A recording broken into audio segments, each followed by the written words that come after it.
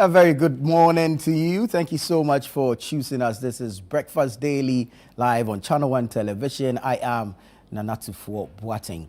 Now, even before we get into our business of the day, I want you to stay informed, stay alert, and be weather ready. So let's check out the weather forecast for this morning.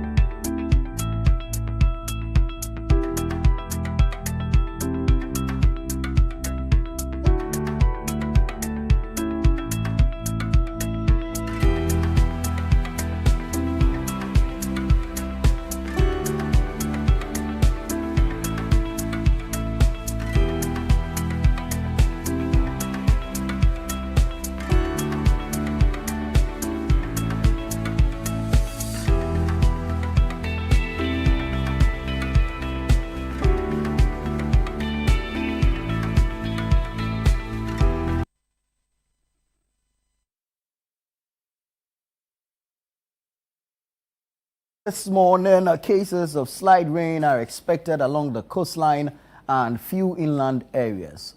Mostly cloudy weather will dominate the remaining areas with mist or fog patches, reducing visibility over mountainous and forest areas.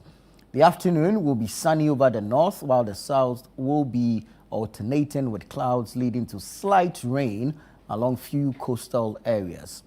Thunderstorms or rain will affect parts of the middle, transition, northern sectors from late afternoon into the evening. So that's your weather forecast for today, Tuesday, July 7, 2026. And to help you stay informed, plan ahead, and always be weather ready. It's important that you pay attention to some of these weather warnings or weather forecasts as issued by the Ghana Meteorological Agency. So I want to say thank you to the GMET for the weather warnings, the weather forecast, and we actually keep them coming. We also do our best to continue putting them out there so that Ghanaians are always informed and are able to plan ahead. Now that said, the literacy challenge is on. The 2026 edition of the Literacy Challenge is on. So are you between the ages of 11 and 15? It's time for you to put your pen to your paper and to write that essay on the topic that says that in not less than 600 words, write a letter to the Minister of Education as a youth consultant discussing the advantages and disadvantages of the use of artificial intelligence, AI, in education. Advice on how Ghana can effectively integrate AI into basic schools to improve teaching and learning while ensuring that students in rural and underserved communities are not left behind. So I'll take the topic again. In not less than 600 words, write a letter to the Minister of Education as a youth consultant discussing the advantages and disadvantages of the use of artificial intelligence, AI, in education, advice on how Ghana can effectively integrate AI into basic schools to improve teaching and learning, while ensuring that students in rural and underserved communities are not left behind. You need to be between the ages of 11 and 15 years to participate in the Literacy Challenge, which is set for pre-secondary students. And of course, we have a few guidelines for you. So these are your writing guidelines. Essays must be written by participants. So it has to be in your own handwriting. Add your full contact details. Your essay must be endorsed by a parent, a guardian, or teacher. And it must be posted to the Literacy Challenge. The Literacy Challenge, P.O. Box GP 14123. P.O. Box GP 14123, Accra Central. or you can deliver it to the Channel One TV premises at Tesano here in Accra. For more information on the Literacy Challenge, call 0205 973 973. 0205 973 973. Note that the deadline for submission of entries is on the 20th of July 2026 at 5 p.m. 20th July 2026 at 5 p.m. It's time to show the nation what you're made of. If you're between the ages of 11 and 15, it's time to enter the Literacy Challenge 2026 for a chance to win 10,000 Ghana cedis and a laptop, as well as national recognition. Your brilliance deserves a spotlight, so it's important that you participate in the Literacy Challenge 2026. We look forward to your submissions, we look forward to reading your essays, and we look forward to the competition itself. This year, it's an expanded competition, an interesting one, and we're going to have teams from all parts of the country. So we look forward to an exciting Literacy Challenge this year. All right, so join us, send in your entries latest by 20th July, 5 p.m., and let's begin the competition. It's open now, so please start putting your pen to paper. Remember that your essay should be written by yourself. It should be in your own handwriting. It must be endorsed by a parent, a guardian, or a teacher, and you must post it to the Literacy Challenge, the Literacy Challenge. Or you can drop it off at our front desk here at Tesano in Accra. Send in your entries and let's begin reading your essays. All right, that's it. Let me take you to the northern part of the country, because if you're a business owner, you're a service provider, if you're a manufacturer, if you're into agro-processing, if you're into cosmetics, if you're into toiletries, if you're into FMCGs, I mean, this is an opportunity for you to showcase your products, your goods, your service, your wares to the rest of the world. The Northern Business Fair is here, and it's time for you to call and register, make payments, and be part of the only fair, the only exhibition that brings the Northern region, the Northeast region, the Upper East region, the Upper West region, the Savannah region together on one platform to show businesses, to show products, to show services to the rest of the world. So, like I said, you may be into food and beverages, you may be into fast-moving consumables, you may be into toiletries, you may be into cosmetics, you may be into the fashion industry, you're probably in technology, you're probably into agro-processing, you're along the agri value chain, whatever it is that you're producing, whatever service that it is that you're offering. Call 0205 973 973. 0205 973 973 and register for the Northern Business Fair, which is happening on the 25th and the 26th of July 2026 at the Jubilee Park in Tamale. Gates open at 9 a.m. each day, and we close at 6 p.m. each day. So the Northern Business Fair is brought to you by Channel One Television and 97.3 City FM, and it's proudly sponsored by EcoBank, the National Petroleum Authority (NPA), the Ghana Export Promotion Authority (GEPA), and I would like to say thank you to all these organizations, and even those of you who are coming on board to also bring us some sponsorship packages. We're looking forward to it, but we are thanking you in advance so that you hurry up the sponsorship package, because it's time to bridge the South-North divide.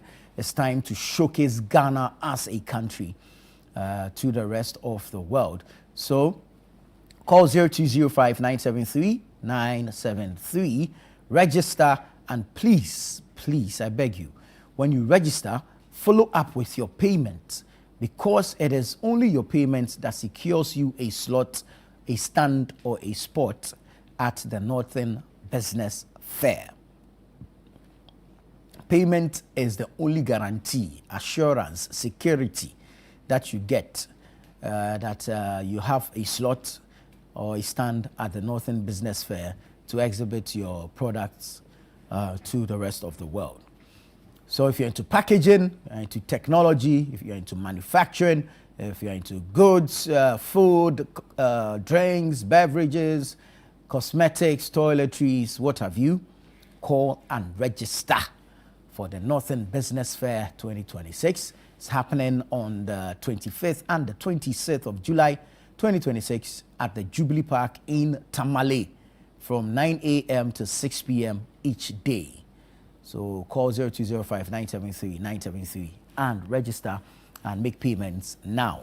Now, it's important. So once again, thank you to EcoBank. Thank you to NPA. Thank you to GEPA for holding us down or sponsoring the Northern Business Fair. We look forward to seeing you in Tamale in about just about 3 weeks or less to go.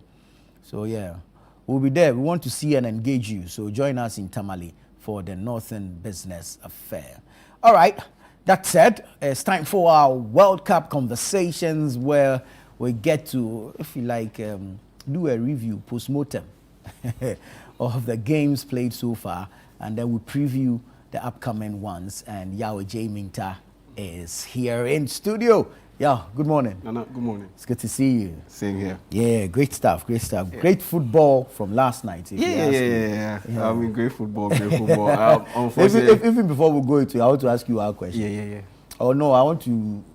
Okay, you let me ask this question. Can Trump overturn this one too? No.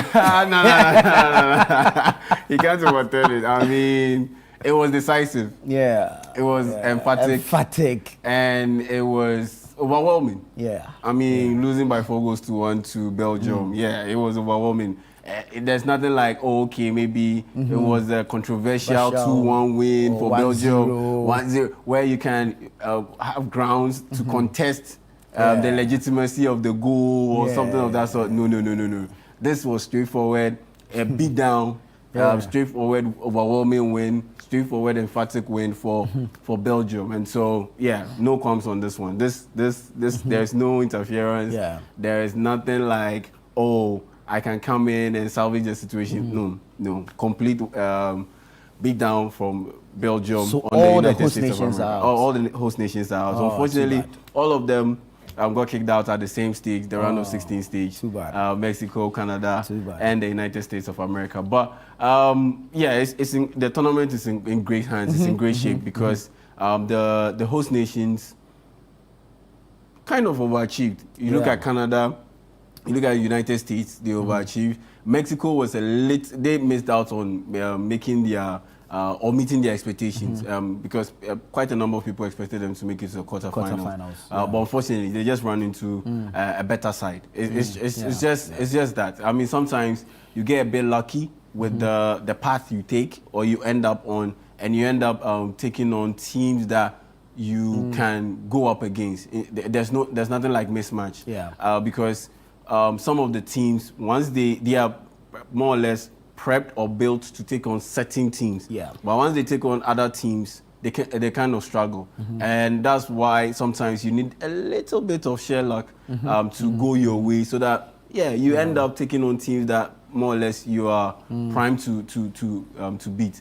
England struggled against Ghana, but they ended up having more or less a straightforward win in their previous rounds. And it happens. And so once you end up taking on England, if you are Mexico, it's a tough ask. It's really a tough ask. And they could have ended up playing against Cape Verde. And they would have fancied their chances of beating Cape Verde, but it is what it is. And so, the quarterfinals, the matchups are rounding up nicely. And later today, we'll have the final round of 16 games take place. And we have one of only two African nations that have made it this far also in action. So Argentina will be taking on Egypt. Very, very tough ask for... I want to be African on this one, but Charlie. It's a tough task. You see, remember I mentioned this theory I had about the whole African mentality block thing. And I honestly said it was a sub-Saharan African thing and not necessarily an African thing, because the North Africans are a little bit different. I'll give you an example. So Ghana, we made it to the quarterfinals before in the World Cup. We were a converted penalty kick away from making it to the semi-finals and becoming the first African nation to do so, way back in 2010.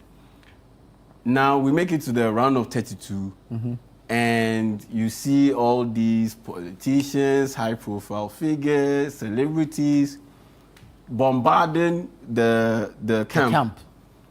Egypt has made it to the round of 16 for the first time in their history competing in the World Cup. Making it to the round of 32 or making it out of the group, it was their first time. But do you see a horde of politicians and royals, personalities just running through the camp? No, because they can tell that, yes, we've made it this far, but we can make a deeper run. So we need concentration. We need to focus. Just let them go as far as they can go. Later, then we celebrate them. No, we like optics. Like, Charlie, you think about it, and I honestly don't get it. We would like for the optics, you know, the cameras need to follow us, the bloggers, let's show the world that we were there you know. Do it after the tournament. After the tournament. It's not nice. That's when you give the flowers. You don't give the flowers in the heat of the moment. It's not nice. It's not nice. You are on the battlefield and you are getting your flowers on the battlefield. No, like how does it fit? If they come and drink some cold drink wine, a soldier who's on the battle and he's winning, and you want to give him wine while he's on the battlefield. It just doesn't fit. And so for me, it is a bit disappointing. And funny enough, or coincidentally, or interestingly enough, 9 out of 10 teams that made it, African teams that made it to the round of 32 stage, only 2 made it to the round of 16 stage. Morocco has made it to the quarterfinal stage. And who are they playing next? France. Oof. They are playing against France. That's why, the semi-final thing, I don't. It's difficult. They can beat France. They can. Hands down. They can beat France. They can. They can beat France, but as difficult a task as it will present, it's difficult. They still can. Oh yeah, they can beat France, hands down. No two ways about it. But the odds go in favor of France winning that matchup. Isn't it funny that the 2 nations that made it this far, both are North African countries? So for me, no surprises there. But a quick one on yesterday's games. I know Cristiano Ronaldo fans are eagerly waiting to hear what I have to say. So the Iberian Derby took place. Spain and Portugal. Very close neighbors. Right on the edge of the Mediterranean. And they played, and it was not the most exciting game. Drab game, very few chances. I think everyone was being too careful. Yes, slow pace. Like they know each other so well. Exactly. So it was expected because 2018 World Cup, Ronaldo in his prime years, he scored a hat-trick against Spain. Diego Costa scored a brace. I remember that game so well. One of the best games to watch in the World Cup. It ended 3-3. Several fixtures between these two countries have ended in a draw. So I wasn't surprised that it was a snooze fest, more or less. And it took a moment of brilliance later on in the game for Spain to get that winner from an Arsenal player. You need to put it in there. Mikel Merino. Oh, I forgot I was talking to an Arsenal man. Oh, Well, my apologies. I beg you. An Arteta trained. An Arteta acolyte. You understand? And he ended up scoring the winner. Brilliant quick exchange of passes between him, Rodri, and Ferran Torres. And brilliant composure to finish it off. I've seen several players in that position who messed that chance up. Who messed that chance up easily. I see the angle he went. Ordinarily, people will look for the opener on the far post. On the far post. Yes, but he went for the first post. And it was a very composed finish. Absolutely. I mean, and it just shows you how versatile he is. I mean, this guy can play as a DM, can play as a central midfielder, can play as a forward. He's big, he's strong, has the technical ability and the qualities to be able to do it. And that was the only goal scored in that game. That got Spain to beat Portugal. So the result was Spain 1, Portugal 0. And Spain have qualified to the quarterfinals. And what that meant was that Portugal has been eliminated from the competition, the 2026 FIFA World Cup. And what that also means is that, very likely, this is Ronaldo's final outing on the World Cup stage. And I like this picture a lot. This is the GOATs. Oh, Yeah. no, arguably the GOATs. Some people's goats. Yeah, some people's GOATs and the future. That's how Yeah. the people termed it. That this is the one of the GOATs, or arguably the GOATs and the future. Lamine Yamal with Cristiano Ronaldo after Spain eliminated Portugal from I the look at World this Cup. picture and I'm asking myself, how many generations of Spanish players has Cristiano Ronaldo played against? I think at This least guy plays against Puyol. Yeah, against Puyol. So 3. It will be 3. Wow. So he played against the Puyol. Played against the Puyol PK squad. Then later he played against the Sergio Ramos squad. So okay, so forget about the PK. So Puyol, it was Carlos Puyol. Carlos Puyol, the Shafis, Carlos Puyol generation. Then he played against the Sergio Ramos. Alvaro Negredo generation, Danny Guiza generation. Then he's now playing against the Lamine Yamal generation. Then Lamine Yamal, Rodriguez, Paul Kubasi, those guys. So he always played against 3 generations of That's of amazing. Spanish That's team. amazing. Yeah, because he started around age 18. That's I think he got to his first final. No, his first World Cup around age 19. Yes, age 19. Yeah. He came to Man United in 2003, and he was 18 years old. So 6 years later, so 21. Yeah. Yes, so 21. That's the furthest he went in his history when it comes to the World Cup. As in, Portugal made it to the semi-finals. Right. And since then, they haven't been able to make it that far. And it is quite disappointing for Cristiano Ronaldo. Not to have ever lifted the World Cup. And the most dominant part was that he's played at 6 World Cups and he scored just 1 goal at the knockout stage. Ooh. Just 1 goal at the knockout stage. That for me it's a very dominant record. And it's a big blot on his record. Yeah. Big blot, because he's built for the big occasions. Yeah. He scored tremendous goals, crucial goals at crucial times. Yeah. But the World Cup, for him to score 9 goals and actually 10. So he scored that penalty in all World Cup competitions in all he's World featured Cups. in. Yeah, he scored his 10 total goals. tally is 10. In all World Cups. In all World Cups. And in 6. just And this the World knockout Cup, stage, someone has scored 7 already. Yes, and so it's a dominant. Like when you think about it, you ask yourself, for a guy who is a goal machine, scored so many goals, you just ask yourself, maybe the World Cup is not his thing. That's your start in the World Cup. For me, it's a big blot on his career. And the most damning one, like I said, you played in 6 World Cups and you scored just 1 goal at the knockout stage. And that was in this World Cup against Croatia. Oh, wow. Yes, that was in this World Cup against Croatia. Up until now, he hadn't scored at the knockout stage. 2006, youngster, up and coming, prodigy. He didn't score at the knockout stage. 2010, poor World Cup campaign. He didn't score at the World Cup knockout stage. 2014, the same. 2018, the same. 2022, the same. Now, it is quite disappointing. But, Cristiano Ronaldo at age 41, very realistically. I mean, he did indicate that this is his last World Cup, but you never know. Professional athletes, they can come back. Serena Williams has come back. So you never know. But realistically, this is his final. He'll probably do a UEFA Nations Cup.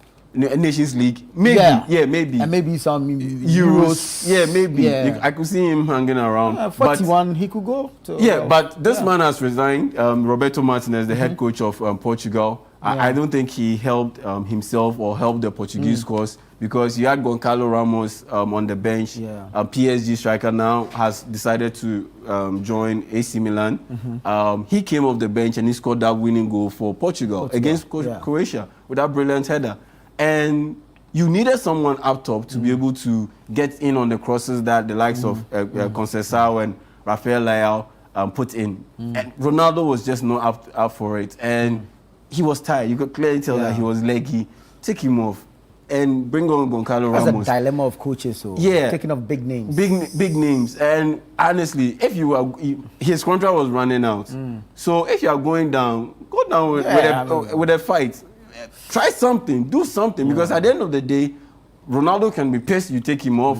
But at the end of the day, The if team you wins. qualify to It's glory for the country. next stage, he gets a chance to play. Exactly. So I don't understand why he failed to do so. And he made Portugal go out on a limp. And honestly, it was very disappointing to see Cristiano Ronaldo end his career at the World Cup the way he did. And the USA, despite Trump's intervention, that got Folarin Balogun to play in that game against Belgium, they still ended up losing by 4 goals to 1. And the king gave them some last your man came in off the bench and he got a goal. Charles De Capua ended up scoring 2 goals. So Belgium are qualified to the quarterfinals. And later today, Colombia will take on Switzerland. So had Ghana beaten Colombia, we would have been taking on Switzerland today. Wow. But unfortunately, we missed out. And Anyways, so it's Colombia taking on Switzerland at 8 p.m. And at 4 p.m., which will be shown right here on Channel 1 TV, there is Egypt taking on Argentina. So stick and stay and make a date with us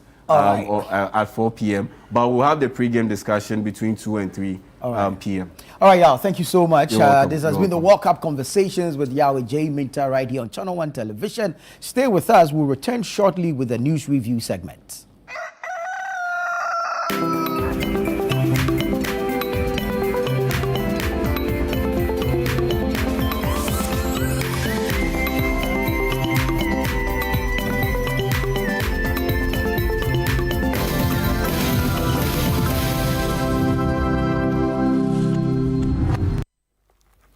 Not everyone will understand your choices.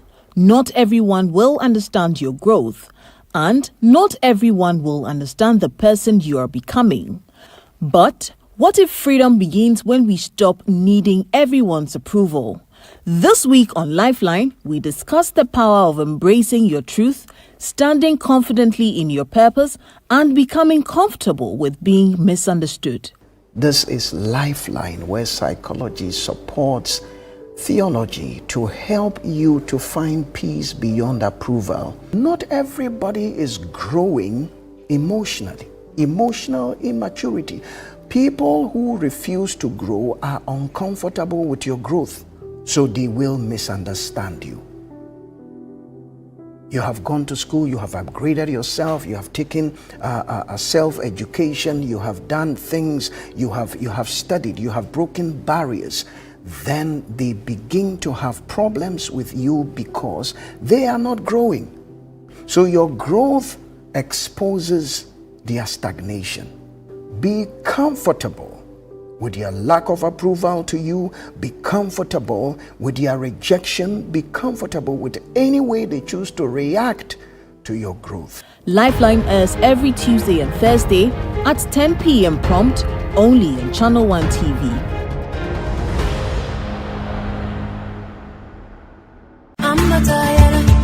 Get ready this July to step into a world where culture meets commerce, ideas turn into opportunities, and Made in Ghana takes the spotlight like never before. Welcome to the Northern Business Fair 2026. For 2 powerful days, the Jubilee Park will transform into a buzzing hub of creativity, innovation, and enterprise from the Savannah, Northern, Northeast, Upper East, and Upper West regions. From beautifully crafted products, innovative packaging, fast-growing local brands, and indigenous corporate bodies, every stand will tell a story of passion, resilience, and growth. This is not just a fair, it's a full experience. It's a place to discover, a place to connect, a place to grow.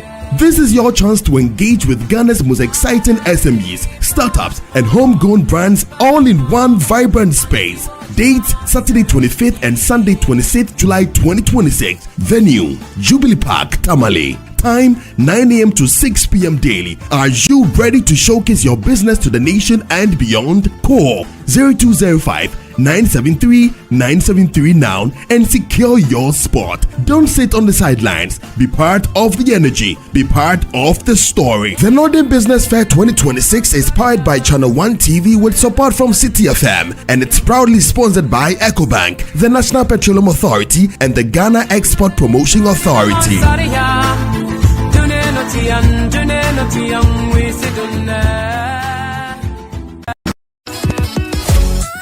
What if your ideas could shape the future of education in Ghana?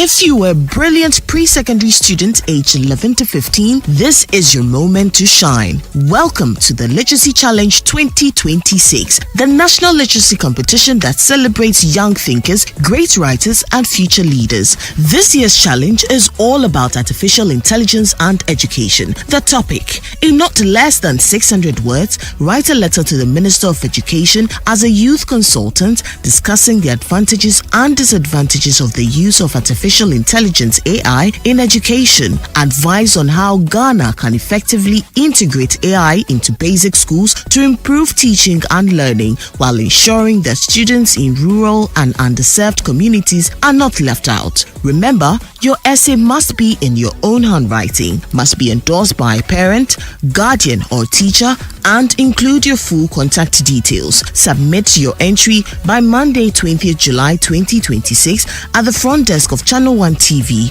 or PO Box GP 14123, Accra Central. Stand the chance to win 10,000 Ghana cedis cash, a laptop, and earn the title of Ghana's most outstanding all-round pre-secondary student. For more information, call 0205 973 973. The Literacy Challenge 2026 is powered by City FM with support from Channel 1 TV, and it's proudly sponsored by Prospectus Ghana Limited, SIC Insurance, and Advocate Publishing.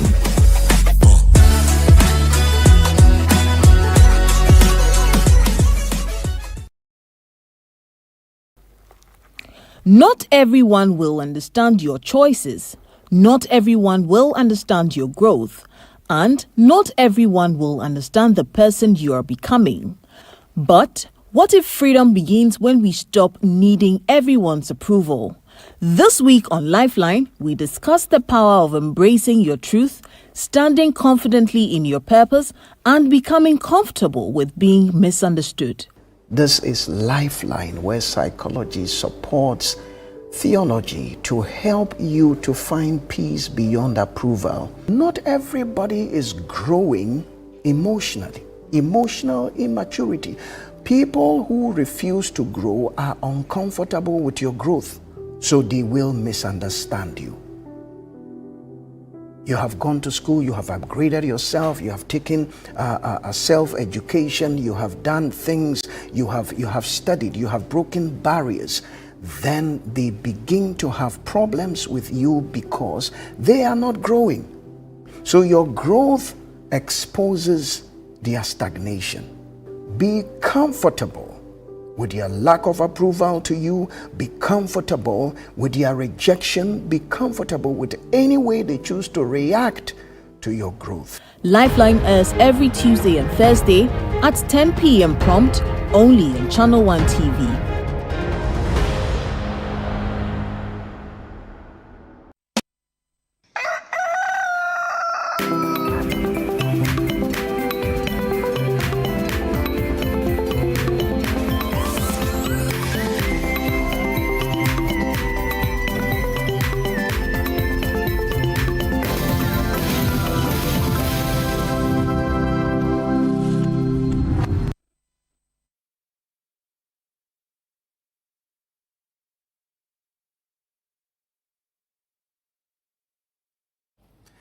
Hello there. Thank you so much for choosing us. This is Breakfast Daily here on Channel 1 TV. I am Nanatufo Boateng. It's time for the news review segment where we get to have conversations on some topical issues, and then we invite you to join us with your thoughts, your comments, and your contributions. You can send us a text via WhatsApp. The number is on your screens. Let us know what you think about the topics that we will be discussing, as well as the submissions that will be made on the show. Alternatively, join us on Facebook or on YouTube, where we're streaming live. Drop a comment there. Engage our post on Twitter as well. Well, it's now X, X, yeah. As well as on Instagram. We have some posts there. Please engage those posts. And then we've reserved some exclusive videos for you on TikTok. So follow our channels, Channel 1 TVGH, subscribe, like, share, and engage all those posts. All right. Let me say good morning to the managing editor of the Herald newspaper, Larry Dogbe. We like to call him Sir Larry. Sir Larry. I don't know who knighted you, but it sounds nice. So, Sir Larry. You know, when I was in South, one guy came and said, "Oh, now you make reference to it." Oh yeah, why not? Come on. You have to serialize it. Yeah. So the guy comes and says, "Listen, I should debrief him as to what happened, what brought me here." And then I told him the story. I said, "Oh, you listen. So here we'll be calling you Jamal Khashoggi." Jamal Khashoggi. Or you prefer Julian Assange. So anytime somebody calls, say, "Hey, Jamal." That's what you call yourself. Consider yourself prefect. Yeah, this is a guy who takes orders and so he on. wants things in Leadership is very important. Right. Seated next to Larry is Fad Osman. He's a member of the NPP's National Communications team. Fad, good morning. Good morning. It's good to see you. It's good to see you. And then we have Lamteg Apanga. He's a lawyer. He's also the acting deputy gaming commissioner. Council, it's good to see you. Yeah, good to see you. It's been a while. Yes, sir. Yes, sir. It's been a while. He's been acting for too long.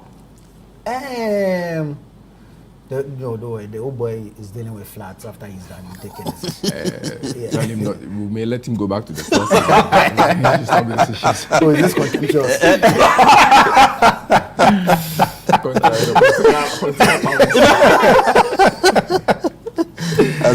Very well. I think we can begin the conversations now. We're looking at the railway sector.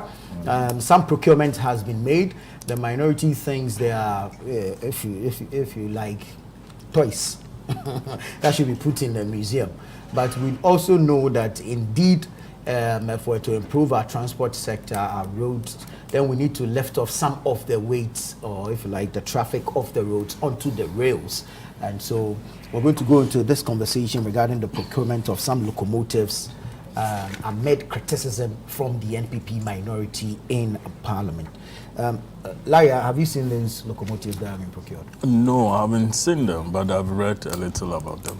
I was going to ask you a controversial question, knowing that you are not an expert in railways, but I was going to ask you if you think they are fit for purpose. I haven't seen them, but I have read a bit about them based on the statements that government issued. I mean, in response to the MPP statement. Again, the MPP statement, I think my brother here would enlighten us more and more. Government concedes that it's more like a refurbished kind of equipment. But then they are sure that it could work, you know, it could have some about 15 years more. 20. Okay, before the next refurbishment. Dependent on how we maintain it. Yeah, of course. You know, this railway matter, it keeps coming, you know, and going. And something has to be done. Yeah, something has to be done. And I mean, that's, I want to listen to my co-panelists before I make some very good. Fad, what is the challenge of the MPP with these locomotives? Oh, thank you very much, Nana. First, let me say good morning to our viewers and to say good morning to my brother here and welcome him back from himself. He's been back for a while now. It's not like I think today is the first time meeting him. Very well. So I need to welcome him back. And it's part of what you do. Just as a kind of be happy with you. you know that I can't say it's close when okay. Right. So it's part of what we do. Thank you. As far as we do speak on issues, I believe sometimes there'll be such challenges. So I think we should all learn from it, and also be very careful in our next step, so that we do not find ourselves in such situations. And I think on that, let me also proceed quickly to you, Nana. Yeah. You see, this discussion, just like my brother rightly indicated, it is important to put it on record that government has accepted the concerns and also admitted to them that yes, these locomotives will be put to use, and for that matter, we also need to say that the MPP, and for that, the minority, let me put it in its right context, raised some concerns about, I think, 5 major questions that we were expecting the minister to answer them. Yesterday, he tried so well, answered, I think, 1 or 2, without necessarily giving us the costs involved, giving us the maintenance mechanisms. No, he mentioned the cost. He mentioned the cost.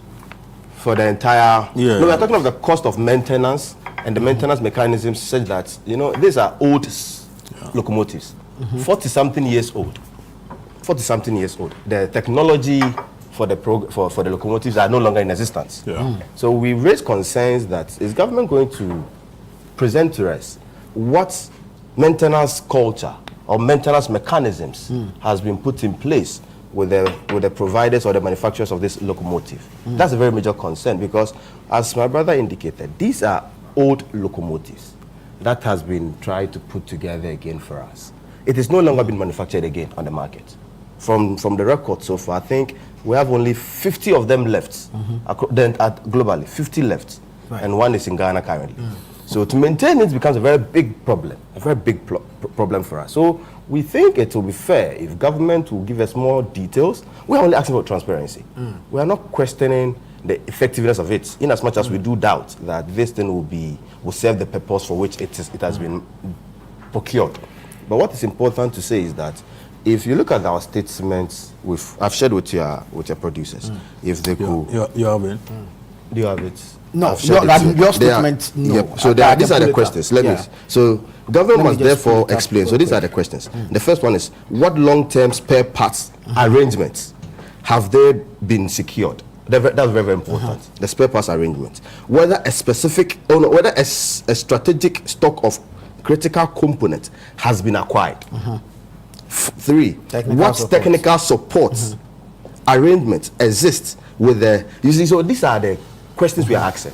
And we expected them to give us more clarity on them to ensure that we all do agree that in our Ghanaian culture today, one of the biggest challenges we face is culture, maintenance culture, right? You procure them after 5 years, you hear their breakdowns and we can't maintain them back. Just to avoid that discussions in the next few years to come. So we are not against the concept of procuring them. We do acknowledge, and if you look at the railroad development program we had, you could see how detailed it was, trying to connect Ghana to the West African sub-region. We've done something in there, so we are not against it, but we just want to be sure that these things will not break down in 5 years, looking at how old they are. That's why we use the word toys and probably fit for museum where people come and visit and give some cultural antecedent and background to them. That this was some of the things we used to export cocoa from cocoa growing areas to Tema. That is basically what we're trying to mean by that, not to rubbish the entire idea. So to be fair, if government could give us more clarity on this particular issues we've raised, I think it will help the discussions. It also gives some assurances to the taxpayers that our monies have not been used to import, with all due respect, locomotives that are as old as 45 years old. And after 5 years, they will break down. Because the minister admitted that the lifespan is 10 to 20 years. And that is dependent on the questions we've raised. That's maintenance. So this is what we want to know. But do you agree that they will be serving a commercial purpose and will be raising revenue that can be used to maintain same? Yes, we agree to all those issues. But what if you paid attention to what I made mention of, I think these are not monetary issues. These are strategic components that we are asking. Have you already made agreements with the manufacturer that these components will be made available to us? Are they available ready on the market? These are questions we are asking to ensure that, because we know how old it is, and trust me, it is no longer manufactured on the global market any longer. It's no longer manufactured. So what we are saying is that if these things are no longer in existence, has the company collapsed? So we want to see the agreement. But they phased out this particular type, and the technology is no longer in existence. All right, we get the concept. So I will not say no longer in existence, but it has outdated. Respectfully. All right, I know you are heating up. Respectfully. What I'm trying to say is that yes, the technology is 40-something years old. We all know how technology works today. Every day comes by, new improvement, new version of it comes to play. So certainly 45-year-old technology, Honorable, we do admit that today its effectiveness and efficiency will not be as powerful as it is You have the 40 years statement. ago. The MPP, MPP one, yeah. That's okay. Yeah. So I think that's for now. That will be what Ghanaians expect to hear from government, to also be very sure that its life cycle maintenance cost. This is the way I raise the cost. Its life cycle maintenance costs were fully evaluated before the acquisition were undertaken. So these are some of the issues we want to be very certain on. So that in future, we don't want to come back in 5 years, Honorable. We know we are fond of that. If you remember the President Akufo-Addo's train that came into play, you remember when the diesel multiple units. Is that the DMUs? The DM? Yes. Yes. The one that somebody parked the car on the... Yes. Okay, yeah. We saw what happened. Yeah. We don't want situations like this happening in future. That one you didn't tell us, but one of that was also a refurbished one. It wasn't new. Yes, we do agree to that. We do agree to that. One of the two was refurbished. For today, we find ourselves in opposition. They are in government. They have all the details on this particular train. So it will be fair to update Ghanaians on these issues. We cannot keep going back. Let me say, we cannot keep going back to say that it happened in the MPP regime, so it is normal. We should make progress, right, Honorable? So I think it is only fair we do adhere to what is at play today, right? Nobody is running away from the fact that, you see, let me say this. I believe it's not part of this discussion, but quickly to bring it in. These locomotives are very, very important for our new economy. Indeed. Very, very important. Indeed. I strongly say, I hold the position, in as much as this government, to some extent, they are not being honest on their 24-hour policy something. If you go to Egypt, they have a 24-hour policy that is logistically based. Logistically based. Yeah. So look at Ghana. If we can connect Tamale to Accra through rail, right? Yeah. And all those, our neighboring countries who comes to Tema with cargoes, will wait in Tamale, pick it from there and proceed. We are going to turn Tamale into a night city based on logistics. Based on logistics. And Tamale will run 24/7. Right. I know, maybe if you consult me... Tamale sleeps early. So that is what, it sleeps early. So now you take a project, specifically for transportation. But we already know if you use the Kintampo Tamale highway, the tracks are always there. Yeah. From Accra to Tamale, that's their route. So to take all those tracks from that particular route, and it will reduce even the accidents on that particular street. Well, I'm from Wenchi. That's my income, so I know them very well. Yeah. So if these things comes to play, we agree perfectly. It's going to expand our economy. It's going to open up Tamale to also have that night's life over there by way of logistics.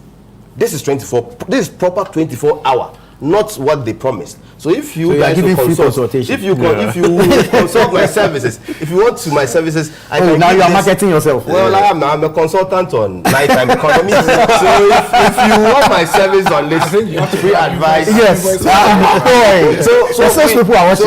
So we appreciate this particular initiative. We started it. I wish I would have gone through our plan. We had a detailed plan when we were in office. We had a detailed plan on how to construct the rail all the way to Tamale, from Techiman, Sunyani, all the way to Tamale. We had those plans already in existence. We started it. We proceeded what you started. That's a Tema. Very good. We were able to finish it up. We brought in some train to be on it. I think what we all do admit that government is continuous, right? Today you find ourselves in the seat. We're only asking legitimate questions. We are not against it, but we're asking legitimate questions. That I think if you give us more clarity, to be transparent, Ghanaians will be very convinced that these things will not come and end up in the garages of some ministries or some department, that we will not find them on our race working. So I think if these concerns are addressed, everybody will be clear in their minds that this is not just going to be another rhetorics where after a year or two, we see them breaking down and there's no path to fix them back and get them working. Thank you. Council, the signature on the NPP's statement is that of Hassan Tampuli, co-chair of the Transport Committee. These things, don't they go through the committee level in Parliament before the procurement is good morning to you again, and good morning to your listeners. And then, of course, let me join to welcome my brother back on the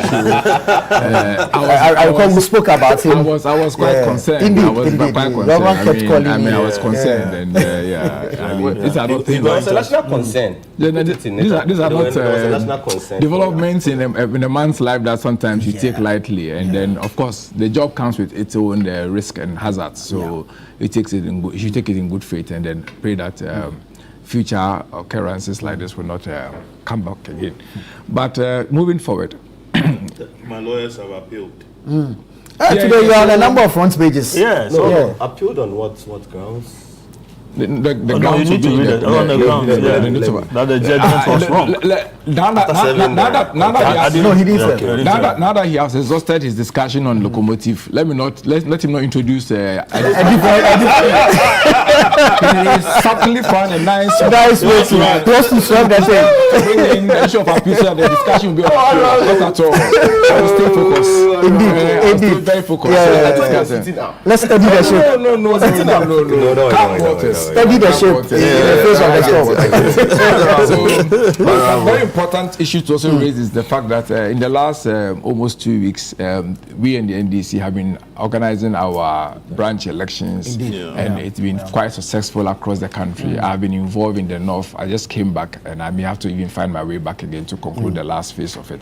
And so I must applaud our elections director and his team, and the team of officers across the country Who is the elections director now? Mahdi.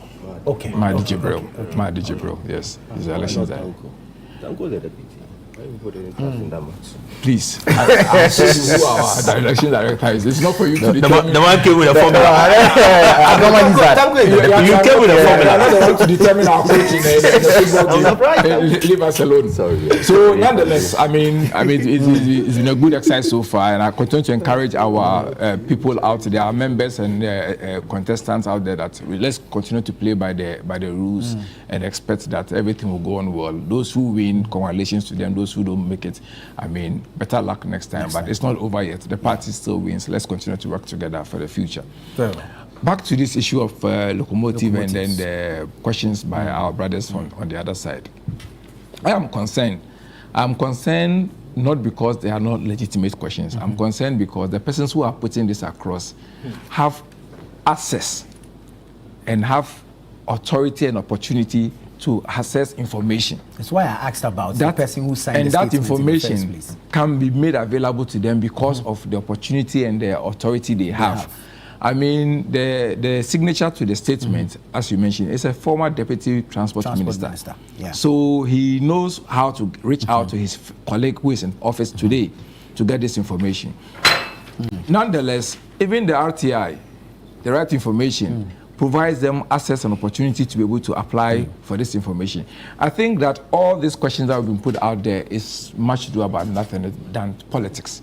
The usual politicking of almost every subject matter to score points and to water down a government initiative, and maybe the applause that the government is taking for some particular initiative should be curtailed.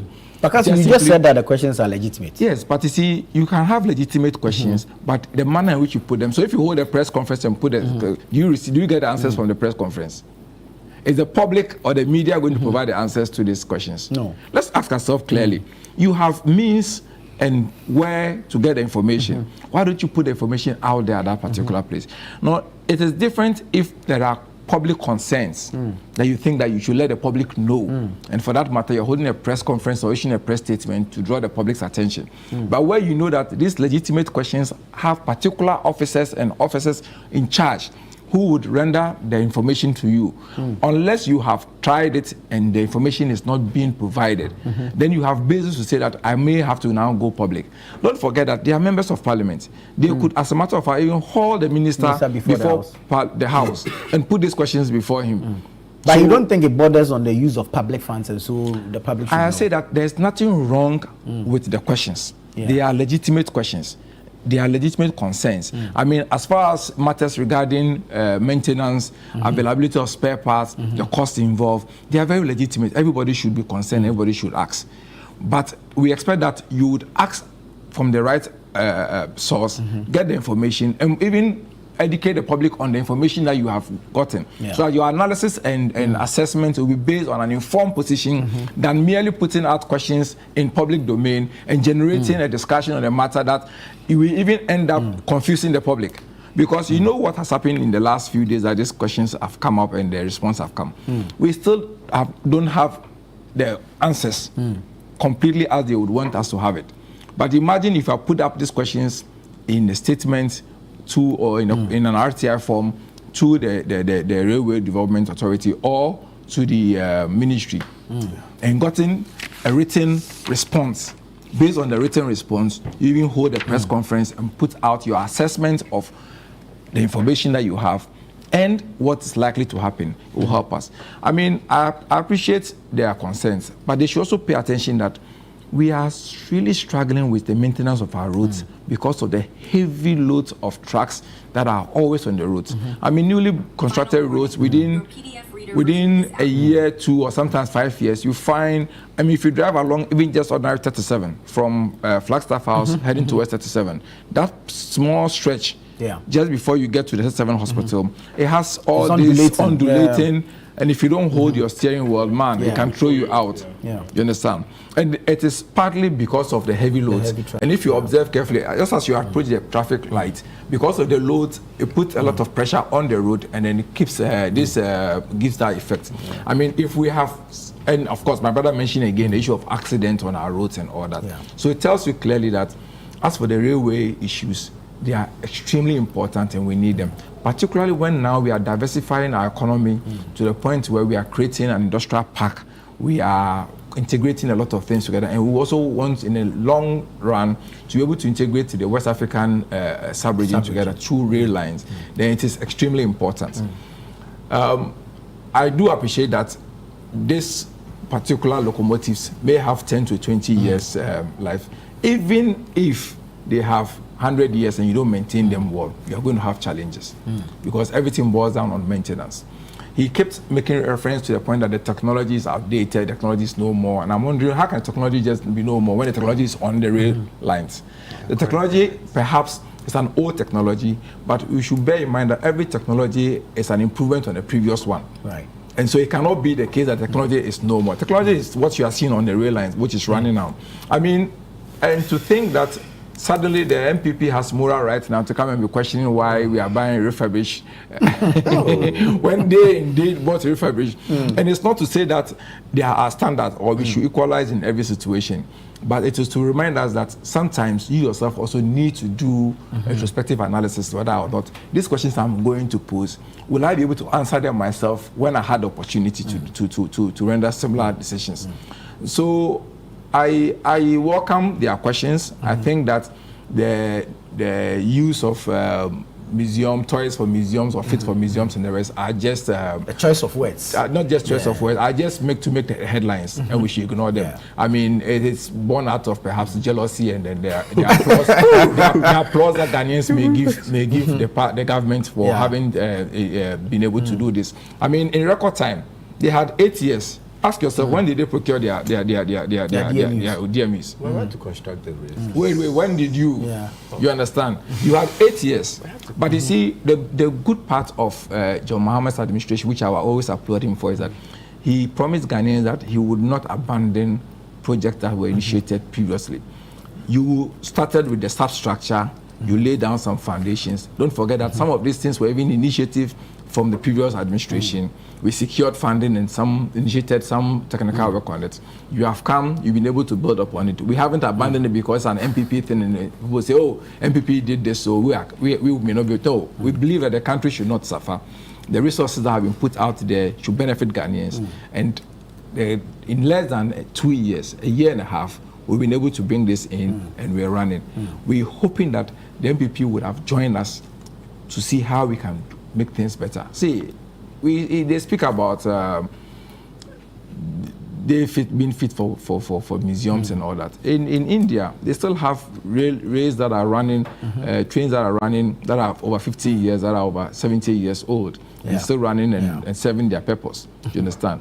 And so it is not possible that you can have a 40-year-old and think even that... Even the Kratama one is still running. Say it again. Even the Kratama one is still running. You understand? 40 years old. Oh, I mean, the matter of the age is not in question. I mean, when something has been settled and agreed upon, you don't need to go back beating the drum. It could be 40 years. I mean, people have Mercedes-Benz that are over 40 years and they are still very good on the road and they are very proud of them. So there's nothing wrong with that. Just that my concern is that there are legitimate opportunities for them to be able to ask this question. Let's direct them and reduce the over politicking of every little subject matter in this country, we would get to a point where everything has to become political. And it's not good for us. Let's move ahead. Very well. I mean, the Mpakadan railhead is designed as, if you like, for intermodal transport services. Yeah. However, it needs some further infrastructure, if you ask me. Is that available? Because then the success of these locomotives will depend on that infrastructure. Do we have the stackers? Do we have the mobile cranes? Do we have all that infrastructure ready? So this is an integrated project. There's no point in bringing in the locomotives without ensuring that these other infrastructures are also provided for. So they are part of the entire program to ensure that we have these things done. And so let's just give the ministry and then the railway development the opportunity to see what they'll do in the coming days. Yes. Larry, the minister tells us that before the importation of the locomotives, they went through, if you like, total maintenance in the UK. Overhaul of the engines, the electronics and everything. And indeed, the suppliers have given us a 5-year warranty. Is that assurance enough? Well, that's not the argument I wanted to hear. I wanted to hear that, this whole procurement process went through a competitive bidding. Okay, that this was when it was started, or this is what government was expecting, and this was the processes we went through. And that company A brought this, company B brought that, and out of that, we picked the best, and got value for money. You get it? But what we are hearing is that, oh yes, it's old. But that at the time of procurement, it had gone through maintenance and so on, and that had what you call it, extended the lifespan to a certain. Yes, I mean, one way or the other, we've all won Obroni Wowu before. And we felt good in them. Is that you bought the new one from you see that thing? We've all been. But the kind of Obroni we bought at the time, today's force was, or bend down boutique, was something that was. We used to call something first seller. First seller. That's what we're going to counter done. Yes. So is this first seller or second seller or even third seller? And when you go to China, you have grade 1, grade 2. Okay. Thank you. So we want that level of assurance that it went through competitive bidding and that these are the companies that. But this thing back and forth, these people did it during your time, you did this, and that during our time, we are doing this and so on. For me, that is not reassuring. Why am I saying that? I'm saying this because I find this whole statement by MPP very disingenuous. Because you recall the Soviet... the armored vehicles. The armored vehicles that they brought from Azerbaijan. That the president commissioned an investigation into it. The report was done and handed over to the president. What has come out of that?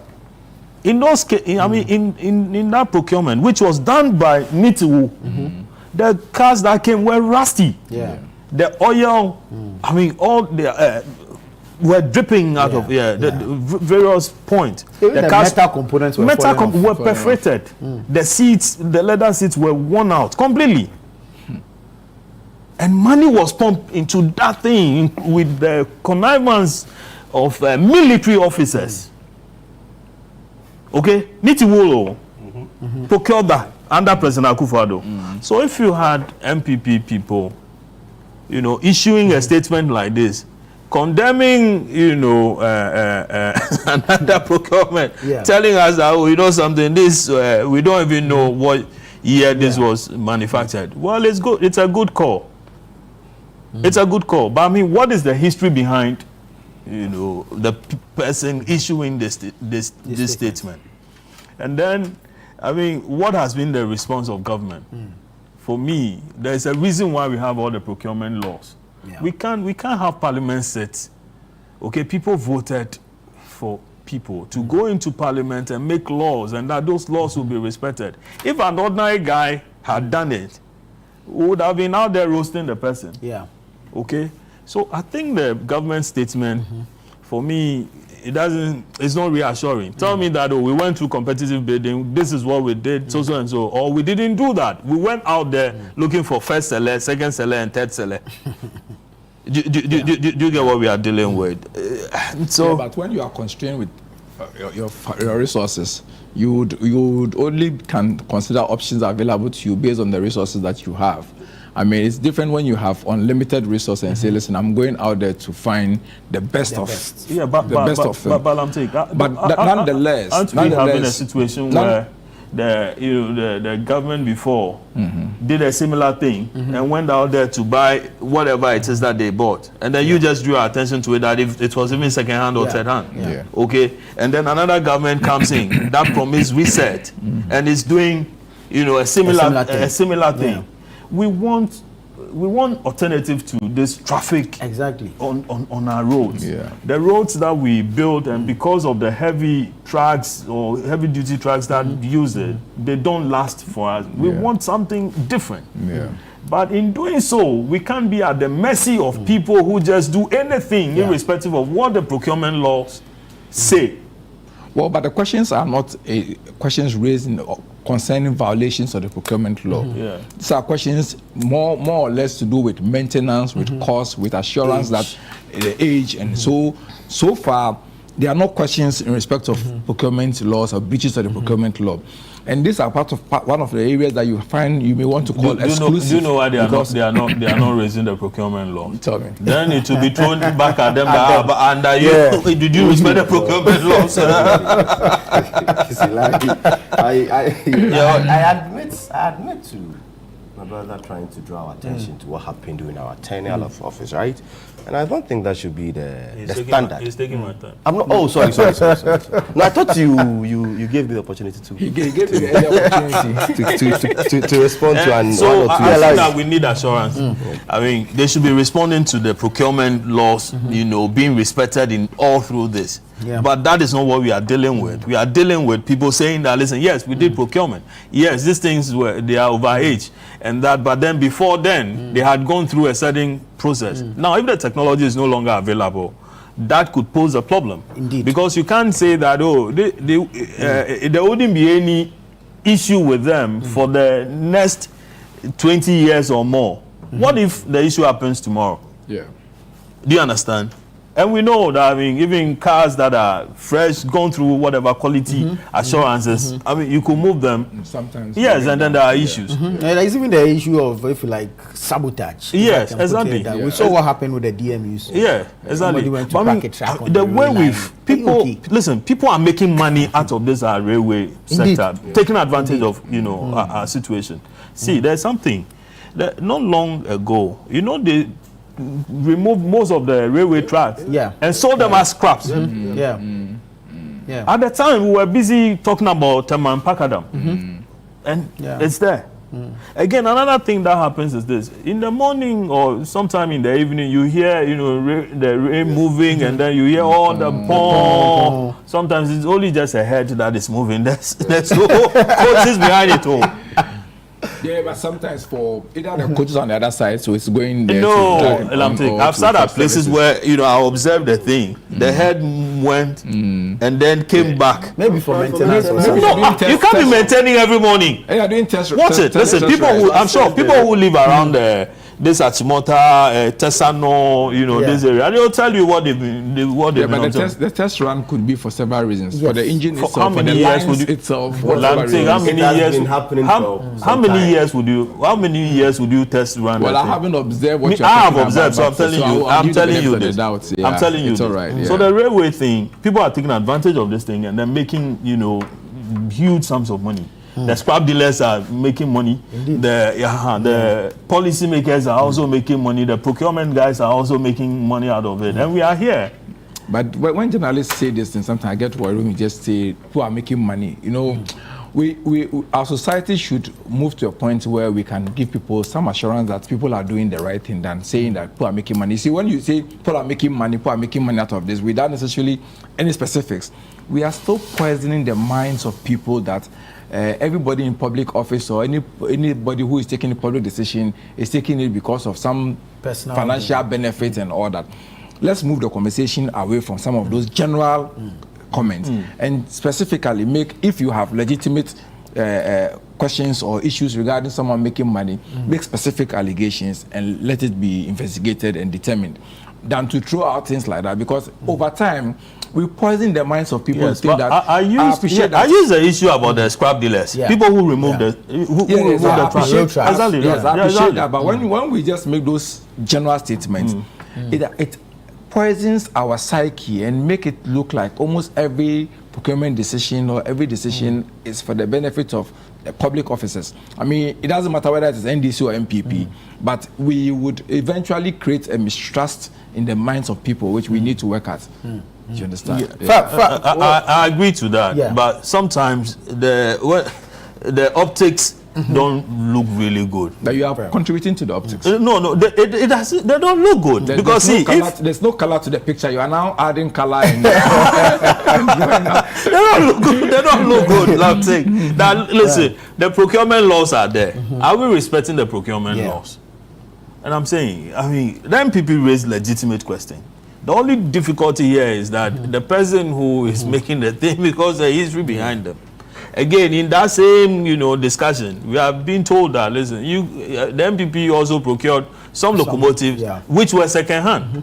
And without giving us clarity as to how come the new ones were there and they didn't buy the new ones and they went and bought, even the interesting part, at the beginning of every year, all the agencies under the Ministry of Transport would present their budget to the Ministry. The Ministry will present their budget to the subcommittee of Parliament, who have opportunity to review and ask questions. So these questions that are now coming up, you ask yourself that at what point did these things were presented to them, and why didn't these questions come up at that committee level?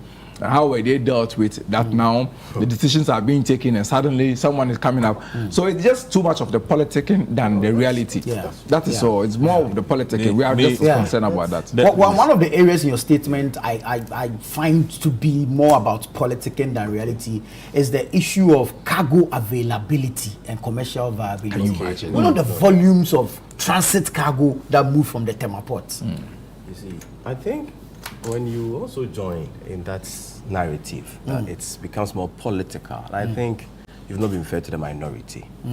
Because my brother here admitted... You call for fairness. Please, respectfully. My brother here admitted that these concerns are legitimate. Indeed. However, he has a challenge with the timing and the approach and manner with which... Timing is not my issue. Respectfully. Is that the approach, right? Yes. And the approach. So that the opportunities available to the one asking the questions to get answers. Yeah. So that is the approach.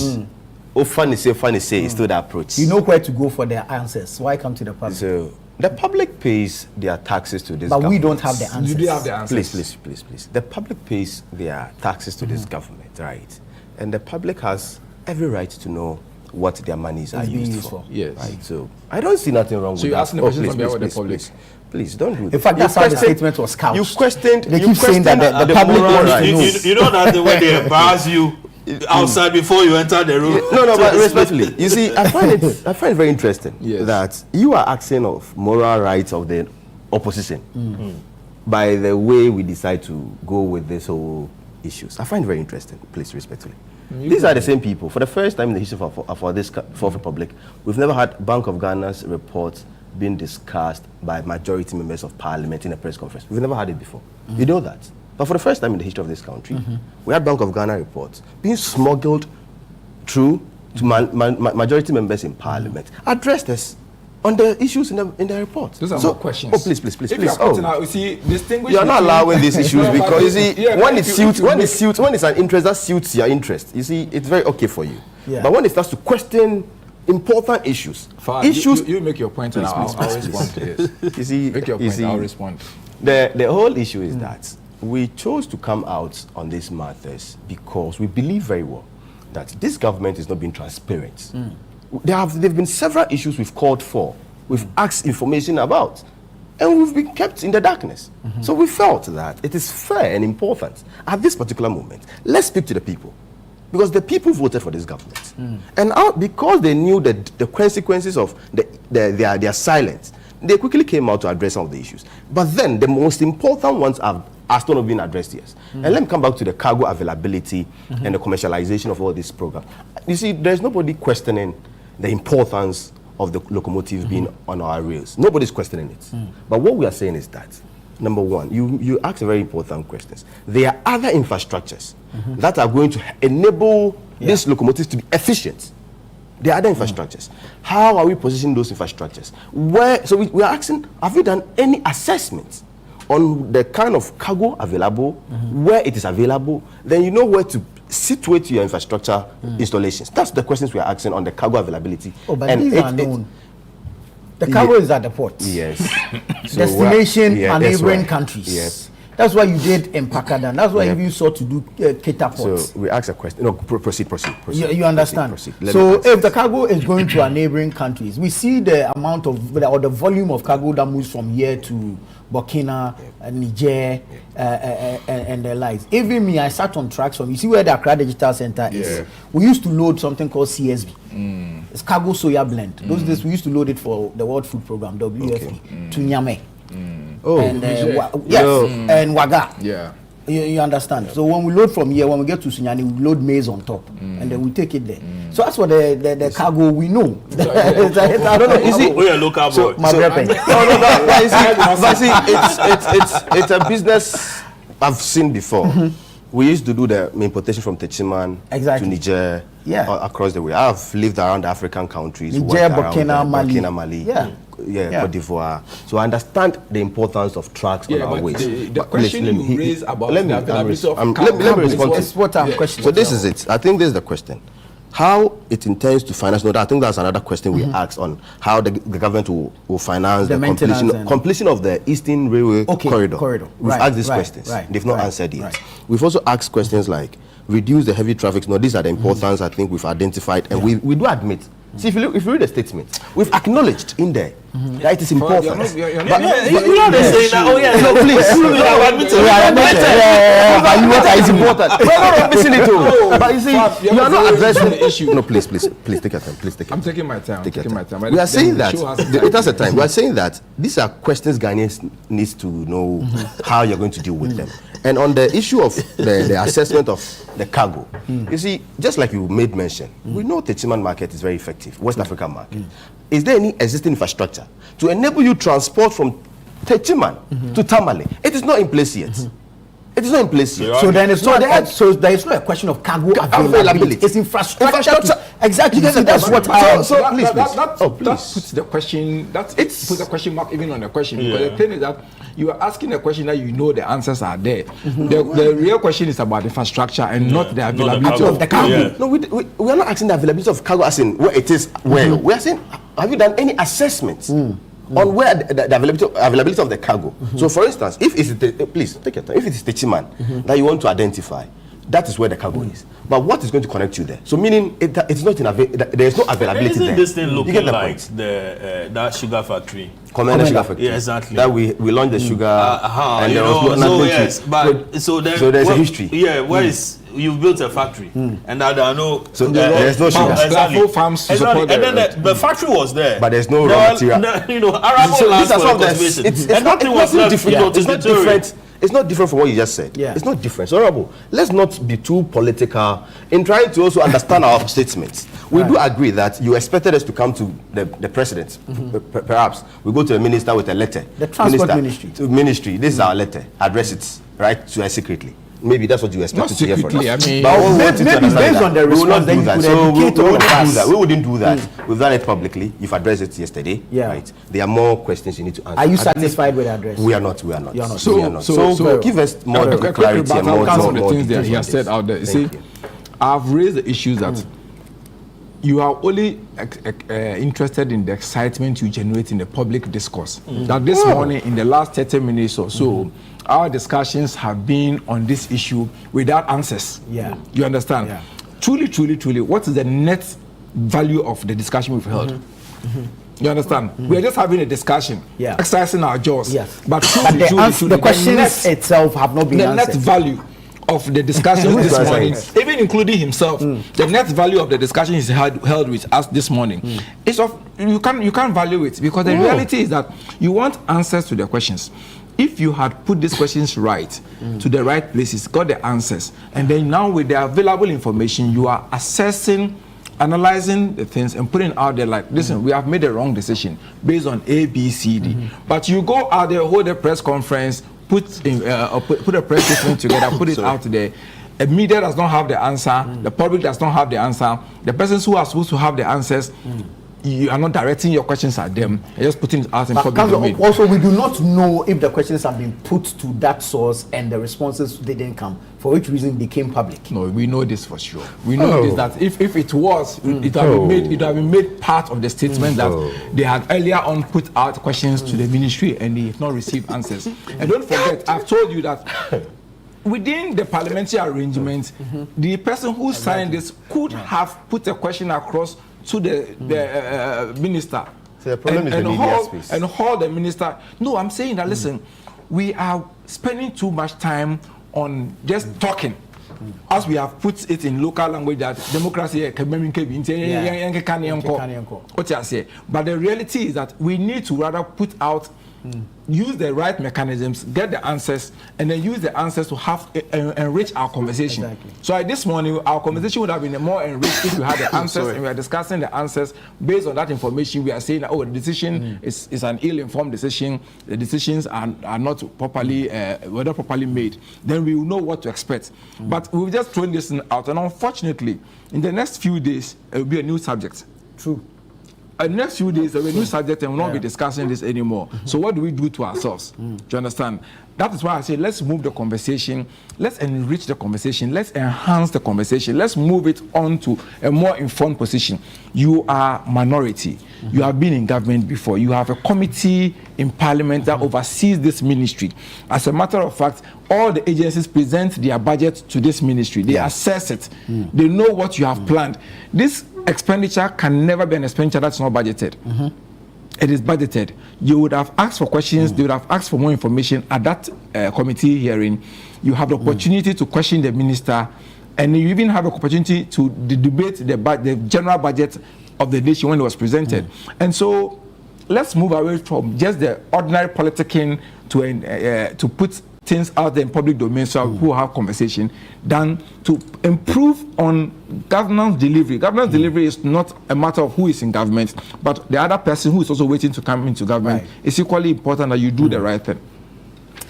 Well, I think that the conversation indeed needs to be elevated so that the public whom we are serving really can have some, if like, appreciable information to also make their own informed decisions. And I think that's what you have the information. You have the information, so you have to provide it. We're only asking questions. We don't have the answers. If you have the answers, the mode of the questions is what. So that's the problem. We shouldn't have come to the media. You look at Channel 1 TV, you have an HR issue, then you go and sit at that argument should not be pushed anywhere. That argument should not be pushed. No, I think what is happening is the committee that has been adored by the MPP flag bearer, most of them, want to be saying to be working. So yes. So and mind you, these are parliamentarians. So if you had any issue as a parliamentarian, all you need to do is to do the question time, write to the speaker, and then bring the person, the minister or whichever official is in charge to parliament. Yeah, you could do the committee level, or you bring it to the plenary for the questions to be answered. But that is not that approach. That's not our approach. We're not going to use that approach. Okay, what's the approach? The people of Ghana, they are the taxpayers. So we'll keep coming to the people of Ghana. And this morning, they are the jury. They are the jury, right?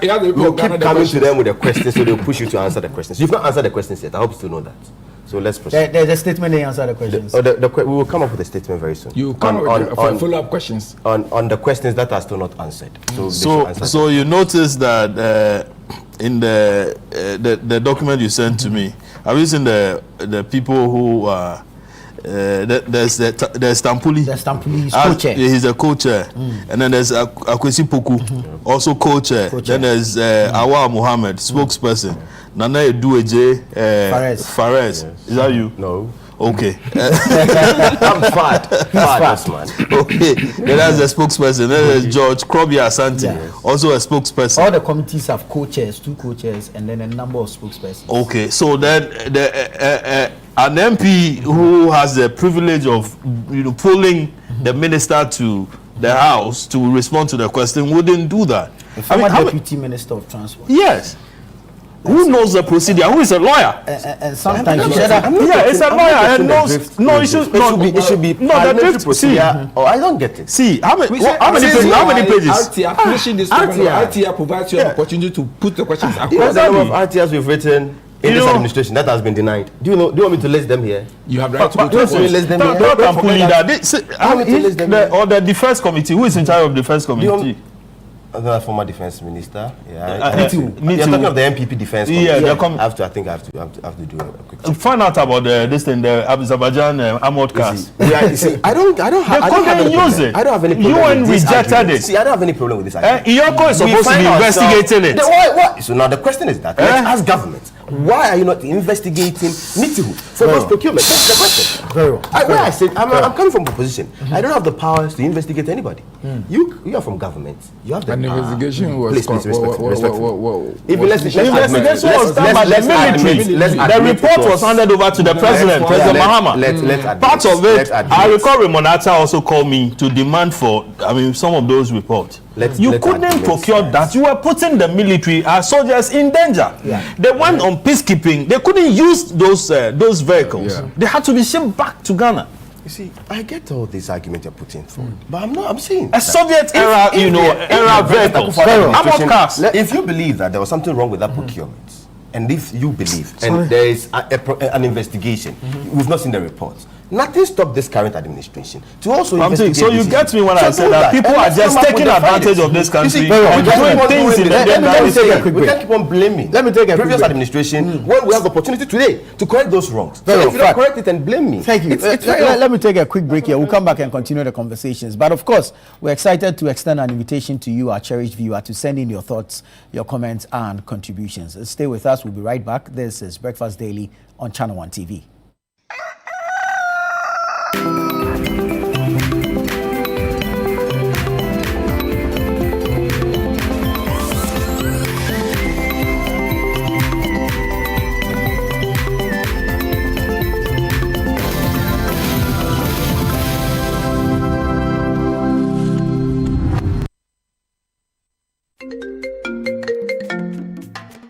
Hello, my name is Pamela from Customer Service. Please revalidate your account by texting your Ghana card number to 0500,000 247. Hey, Abili, wabadim. Madam, give me the numbers behind your ATM card. I'm calling from the head office. An email was delivered across to our customers this morning. Confirm if this is your bank account. 100,100,100. Thanks for sending your bank card details. Send the OTP now to avoid cancellation. EcoBank will never call, email, send an SMS asking for your PIN, OTP, bank card, or Ghana card details. Don't get played. EcoBank, the Pan-African Bank. Hello, please, I'm calling from Customer Experience Center.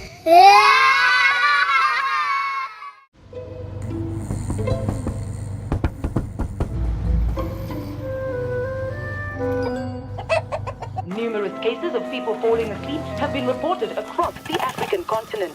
No one can explain this phenomenon. With 24/7 FIFA World Cup coverage, sleep can wait. Everything can wait. Catch all 104 matches from as little as 98 Ghana cedis only on GoTV. Every day, we make choices. Some big, some small. What would you be doing today? I want this or... Every day, we make choices. And sometimes, choices that shape our hearts. Hi. Whether it's a long-term or short-term decision. The Lydia Ranger gives you the power to truly decide.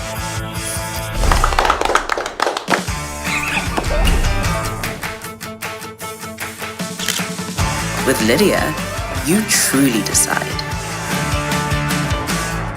You want a healthy smile. I think most people need to know about oral cancer and oral cancer screening. So oral cancers are deadly. They come late, which means by the time we're catching them, they're in grade 4 and we lose them. Best way to solve this is to catch them early, so we need to screen them more often.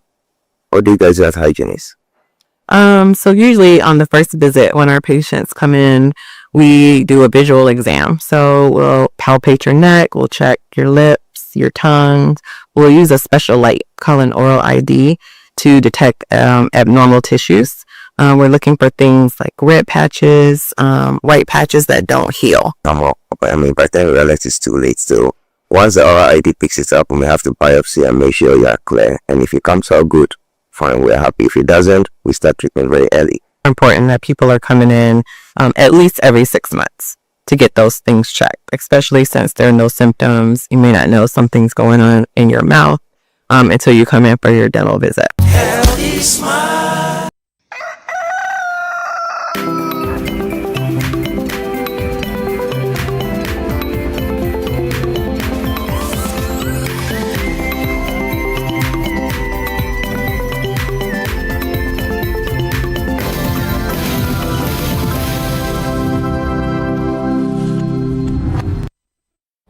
Grateful that you stayed on with us. This is Breakfast Daily on Channel One TV. We're having the news review segment.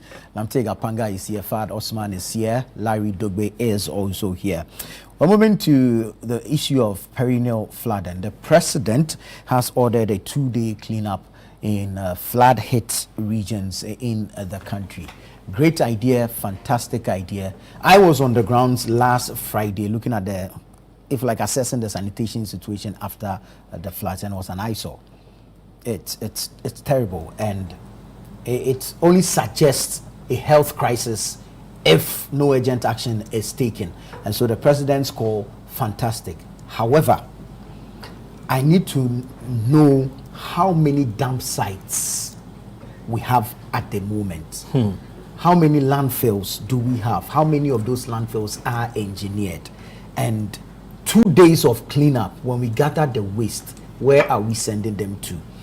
I want to believe on your way here within Tesano, you saw the heap of household waste sitting in front of people's houses. It's because the waste management companies say they have nowhere to send them to when they pick it. So when we do the cleanup, where do we send our waste? That is my question this morning. I don't know, Larry, if you know some dump site somewhere. Years ago, or early 2000, we used to hear about Oblogo. You remember? Yeah, Oblogo. Yeah, Oblogo. Yeah. Oblogo was the thing. And then, where else? There was Pong. Yeah, then the Pong came up. And then somewhere else. We used to. And there was another one on the Amasama. Amasama, exactly. And then Tessinungwa, there used to be the place they call fertilizer. And all that. Transfer station like that. You get it.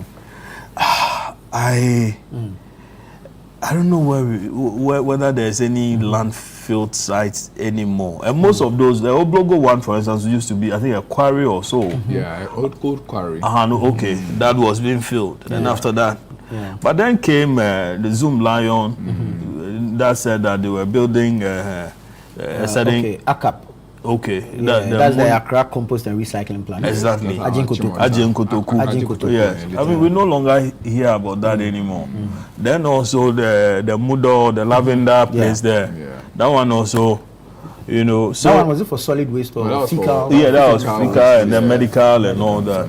So over the period, all we have done is to be looking for landfill, what we call landfill sites. Okay. Or any huge, vast land. The Pong, for instance, was just a vast place that, things were just being dumped there. So you collect and then just go and dump. I think now that's been engineered. Okay. Yeah, it's been engineered. Now, yesterday's newspaper, the Nation newspaper of Kenya, ran the headline that if waste is money, how come Nairobi is dirty?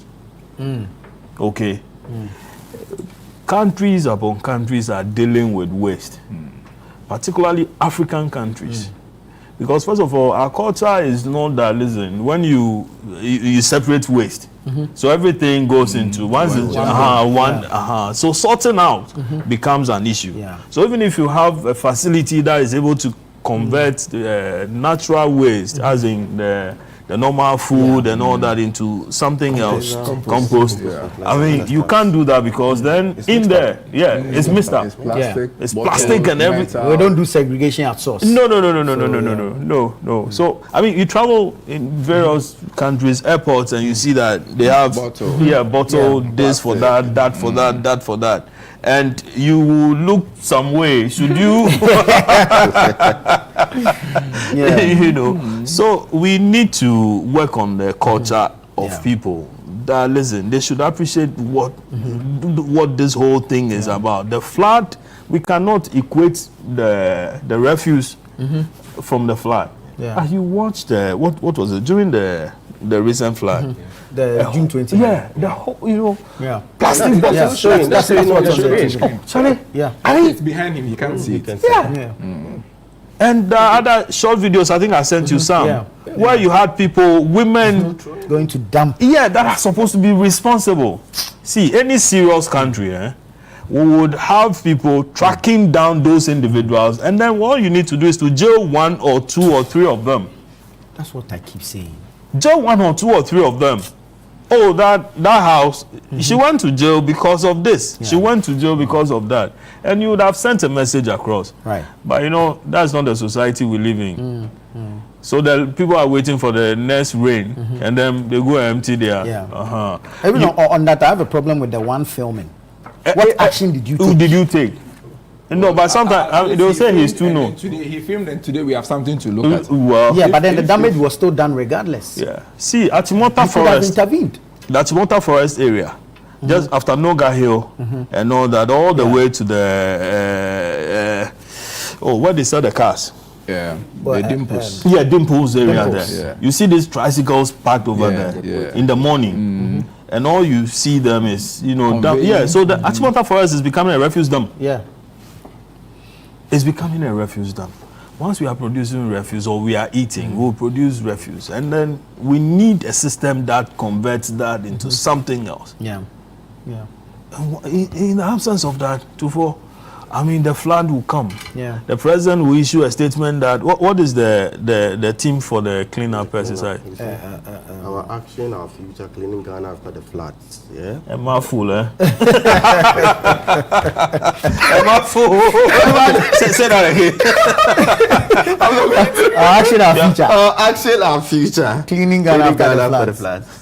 It's not beautiful. Sounds beautiful. It sounds in like the ear. Sounds good in the ear. It sounds like Alakufo slogan.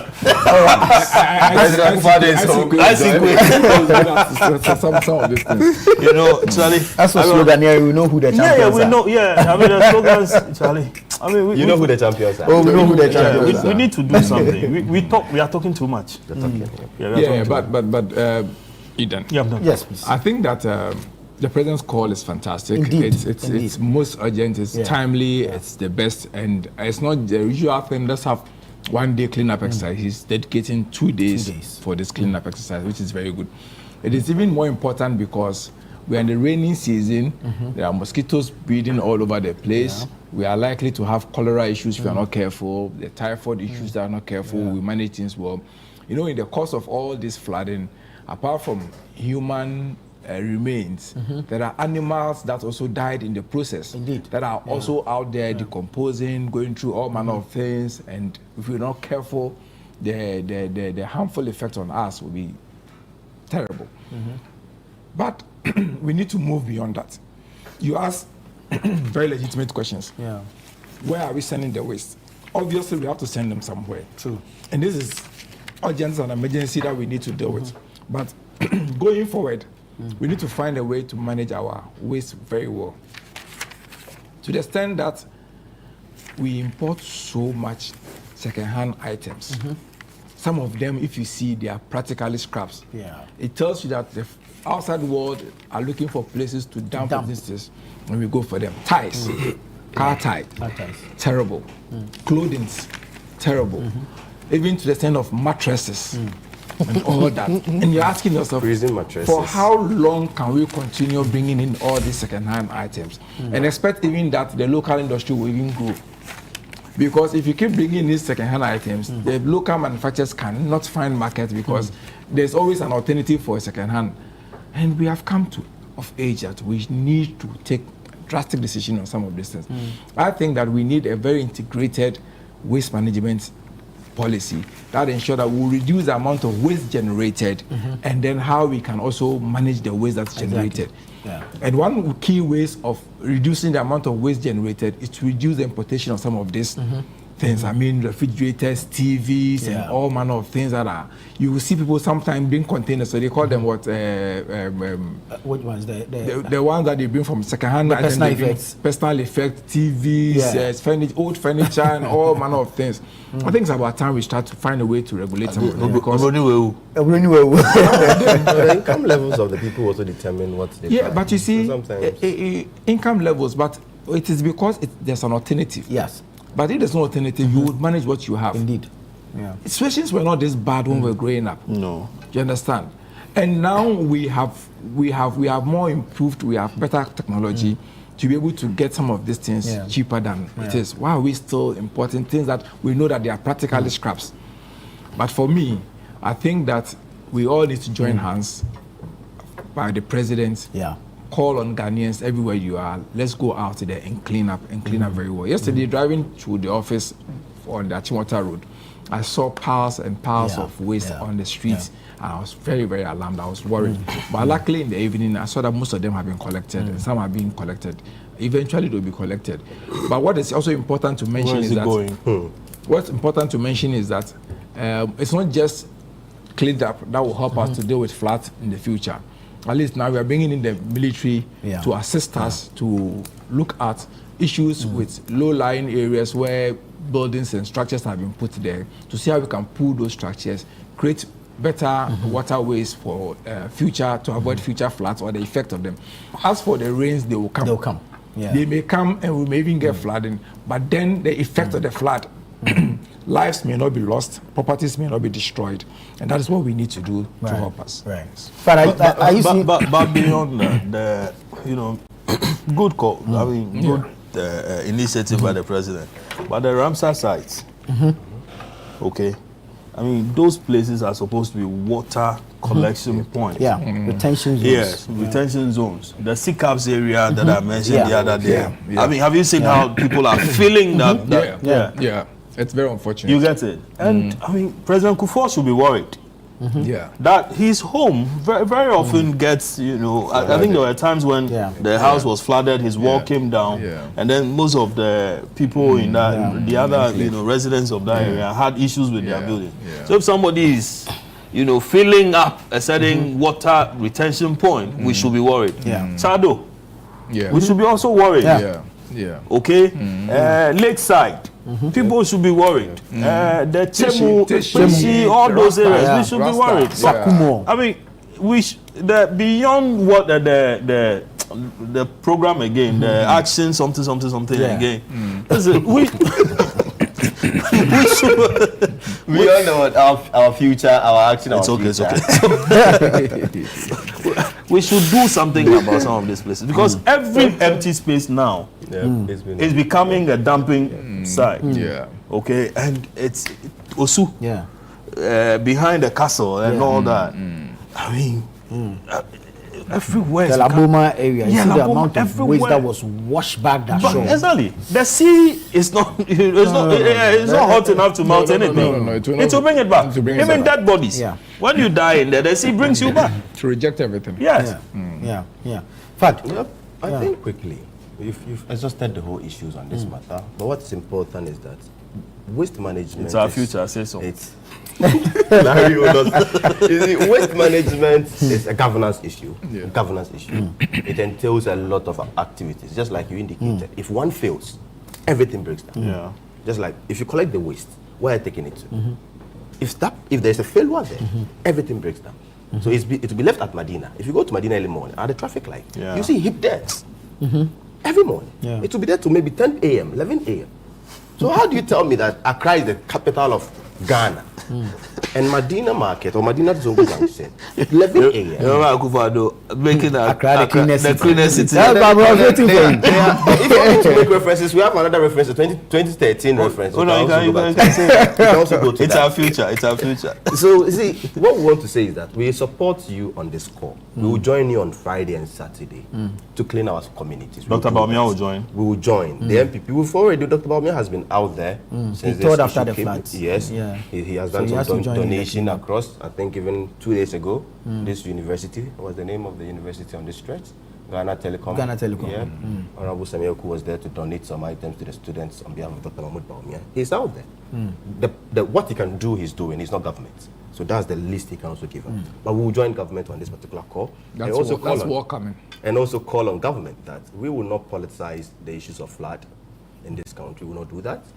And we don't wish to do that. So we'll call on you to please, beyond the rhetorics and the sloganeering, our action, our future, cleaning up Ghana after the floods, we want to call on you to also ensure that you take measures that, just like I indicated, this is a governance issue. So if we collect waste in Accra and we don't have anywhere to take it to, we'll leave it by the roadside. That's what the boys will do. Because they are only looking for their money. They come with their motorcanes, pick the money, pick it, go and find somewhere, dump, come back again. So it will continue. So I think government needs to come back on this Zoom Lion issue. Unfortunately, I have to go there. Government has to go back to it again, see how we can build capacity of other players in the sector to ensure that waste will not end today. As long as we keep eating, we keep wearing, we'll keep on generating waste. So we shall come up with programs, coordinated programs, integrated ones. We collect them from one point, we move them to the other. If it's going to be recycled, we recycle them. If we have to dispose them completely, we do that such that we will not come back in the next year to discuss these waste issues. And also to end on that particular matter, the military going out leading this charge, I want to make a call to the military. I saw a video of them yesterday in my area, that's the Oyarifa enclave. It's becoming very bad over there. Is your house on a waterway? No. Okay. No, it's very bad. It's very bad over there. It's on a hill. I cannot disclose that. What is bad? Let me. It's getting bad. So that there's this what exactly? The development getting closer. The encroachment getting closer. There is this particular water that flows all the way from the mountains. So whenever it rains on the mountain, it descends down like that to Accra. Yeah. And people have started encroaching. As we speak currently. Yesterday, I even saw the video out there where the team went and saw a man putting up a concrete wall. In the water. In the water, that he's going to build on the water and put a pillar. I was like, what the hell? It's happening at Oyarifa Stretch currently. So please, I saw the video yesterday. I was going to make a call. I saw the video. I want to call on them. Please, they should be, as fast as possible, demolishes all property on that lane. Because I've seen it last week, Monday. My brother, those who were behind the bridge, we couldn't cross it after the rains last week. Because the whole place got flooded. Yeah, Miracle was almost taken away. But let me proceed. But it's miracle. Yeah. So he did some miracles and he saved you. You and diabolism. You like diabolism. You accuse others of being diabolic. So what we are saying is that we'll join you on this. Same way he vanished miraculously at that Please, my director did not vanish. When the flats were at his shoulder level, hey, look at the man's height and look at the flat. So please, government, we wish we will not come back tomorrow to discuss issues. There are other important issues in there that government should take serious measures to ensure that next day we will not come back and discuss these issues. I'm told there was this dam that was to be built around the atomic area to hold water after rains. It's not been done. They should quickly, as much as possible, they should go into it, get it done, so that the rains from the mountains. See, if it had rained Monday on the mountains, it will have been more dangerous than what happened. It didn't rain on the mountains on Monday. All the way to Koforidua, there was no rains over there. So it was just that small that descended to join down here that caused this kind of damage. So assuming it had rained on the mountains, we could see the danger. So we should be very quick about this. Restrict further development on the mountains. Exactly. Because as we scrape off the vegetation, we are exposing the sand, the silt, and every now and then it washes down. And you're increasing the speed of the runoff water. Of course. And even one of the biggest issues that we have actually failed to protect and prevent is the Kaswa toll booth area, where some Wajan houses, but I keep making reference to that. We saw it coming. I really saw it because I used to drive along that road to go to Takoradi a lot. And we saw the development starting slowly. We didn't That's do much about it. Nice. And now the amount of silt that comes onto the road, the entire road is blocked. It has moved all the way to Weja, to Malam Junction. Kala area. Now you spend close to 3-4 hours on that stretch. You know, GBC in the late 90s into early 2000s kept sounding alarm. Hey, I mean, the development there. Because they actually even have settlements there for their workers. Satellites. And the rocks are not the sedimentary. Exactly. So, very well. We have a few minutes to go. Let's start. But next time, tell Miracle to walk on water. Good morning. He has not been moved to Krupon, I'm told. He has been moved to higher grounds. Considering his height. He might be. That's very serious. We will not move. I take strong exception to that. Calm down. Dennis Miracles Awadi, good morning to you. We will salute you. Now we have a few more minutes to go. Let's touch on Chairman Wontumi and his Exim Bank case. We understand that the case has been adjourned to July 27 to allow for plea negotiations between the parties to go. I mean, it's allowed by law. Yeah, it is. Yeah. But let me say this: I won't dwell much on Wontumi. Because the case is still in court, and so we want to be mindful of what we say. Yeah. However, Wontumi is not the only person who contracted loans from Exim Bank. You get it? Others are involved, and the names are known. Listen, before we got to Wontumi's thing, the Herald reported about this particular matter, how documents that he used to procure some of these loans were found out to be faulty. There was no farm. So many other things. But I'm saying that it is not only Wontumi. And there are other names. There are other names. And the state, the government officials know. Indeed, even MPP people know about it. Okay? Family members, of people who were at the who were at the presidency also contracted some of these loans. Okay? Why we are not letting people know the extent of the damage, and we are just limiting this to Wontumi, and then we'll be playing with this.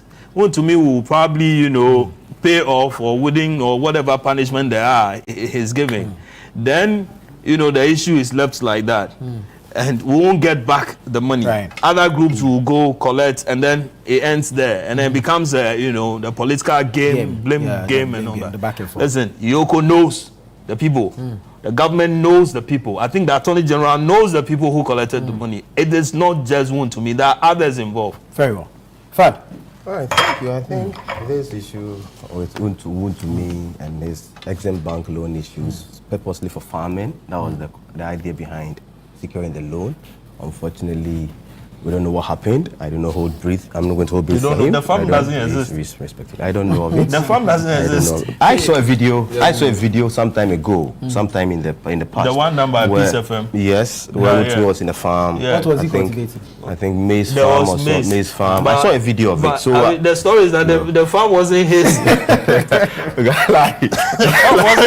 Larry, we are ending the show. So I don't know much about Wontumi's farming activity, but I believe what is important is that you need a show to end quickly.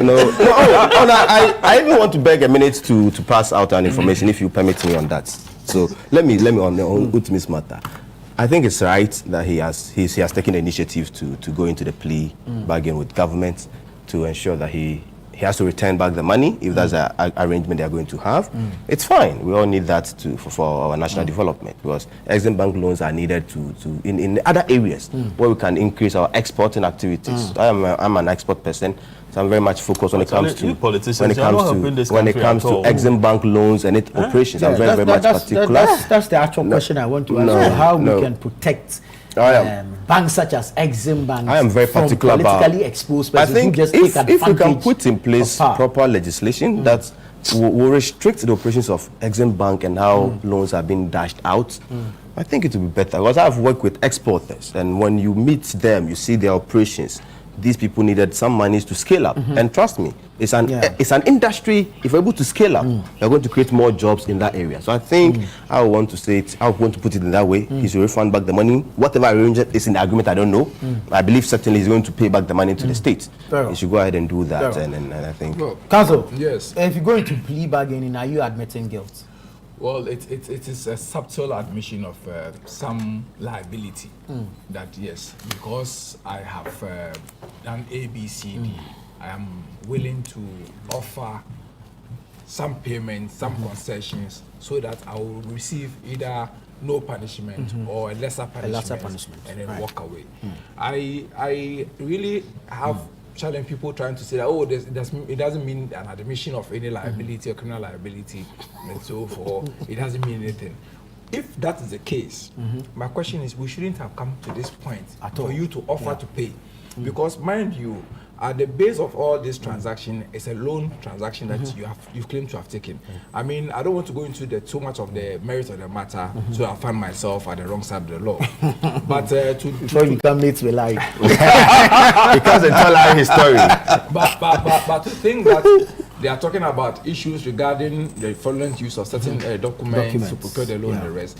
That are matters that can be determined with the investigations and the criminality and all that. But what would have been more important is, listen, I'm willing to offer to pay back the loan almost immediately when the matter started.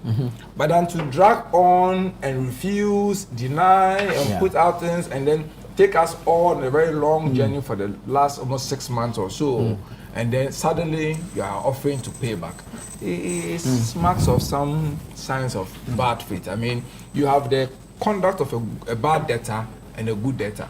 Right. A bad debtor is the one who you want to So what will you put Comrade for? What will you put Comrade for? So what if there's a petition against you? Against what will you put Comrade for? so a bad debtor who is willing to, I'll pay you, give me a payment schedule. Where do you put But Comrade when for? you drag on and then get to this point where you are willing now to make certain concessions, even though the concessions are welcome, and it will help us to chip out to the public funds, it just tells us that your conduct is, and particularly when there's a pending judgment and you are on a different matter, you want to see whether these optics are meant to play out on those things. But nonetheless, let's leave it and see how things go. Yes. Well, I have a few messages. Good morning to you, Nana, and your panelists. On the issue of flooding, the authorities should enforce the law strictly without any fear of favor. Officials who grant permits for people to build on waterways must be sanctioned appropriately. My regards to Larry and my boss, Lamtig Apanga. This is Samson from Napdam. Okay. If we are to go by what the NDC man is saying, is it the first time we are seeing minority putting questions in the public? Didn't we see NDC every 1 hour come to the public to ask questions about things they have approved in Parliament when they were minority? Okay, you didn't add your name to that. This one is asking, which railway line will this container cargo pass through to Burkina Faso and other neighboring countries? Are we... You didn't know what this is going to be. Are we done with this? West Africa Railway. We'll push it through the sky. It's still in court. Everybody will not be happy to hear. No, it's still in court. Fad, you have a few seconds. I believe we're having our constituency elections this coming Saturday. And let me use the opportunity to wish my people in the Bunu region, that's the Wenti, Tyne, Banda, Sampa, Doma, and German. I wish them very well in this contest. I'll be running for regional communications in next month, and I think it's fair I put it across. So that's the actual message. That's not the actual message. I'm waiting them. We've already engaged further. That's the actual announcement. We should tell the day to issue. Value of the conversation. We'll have to issue an invoice.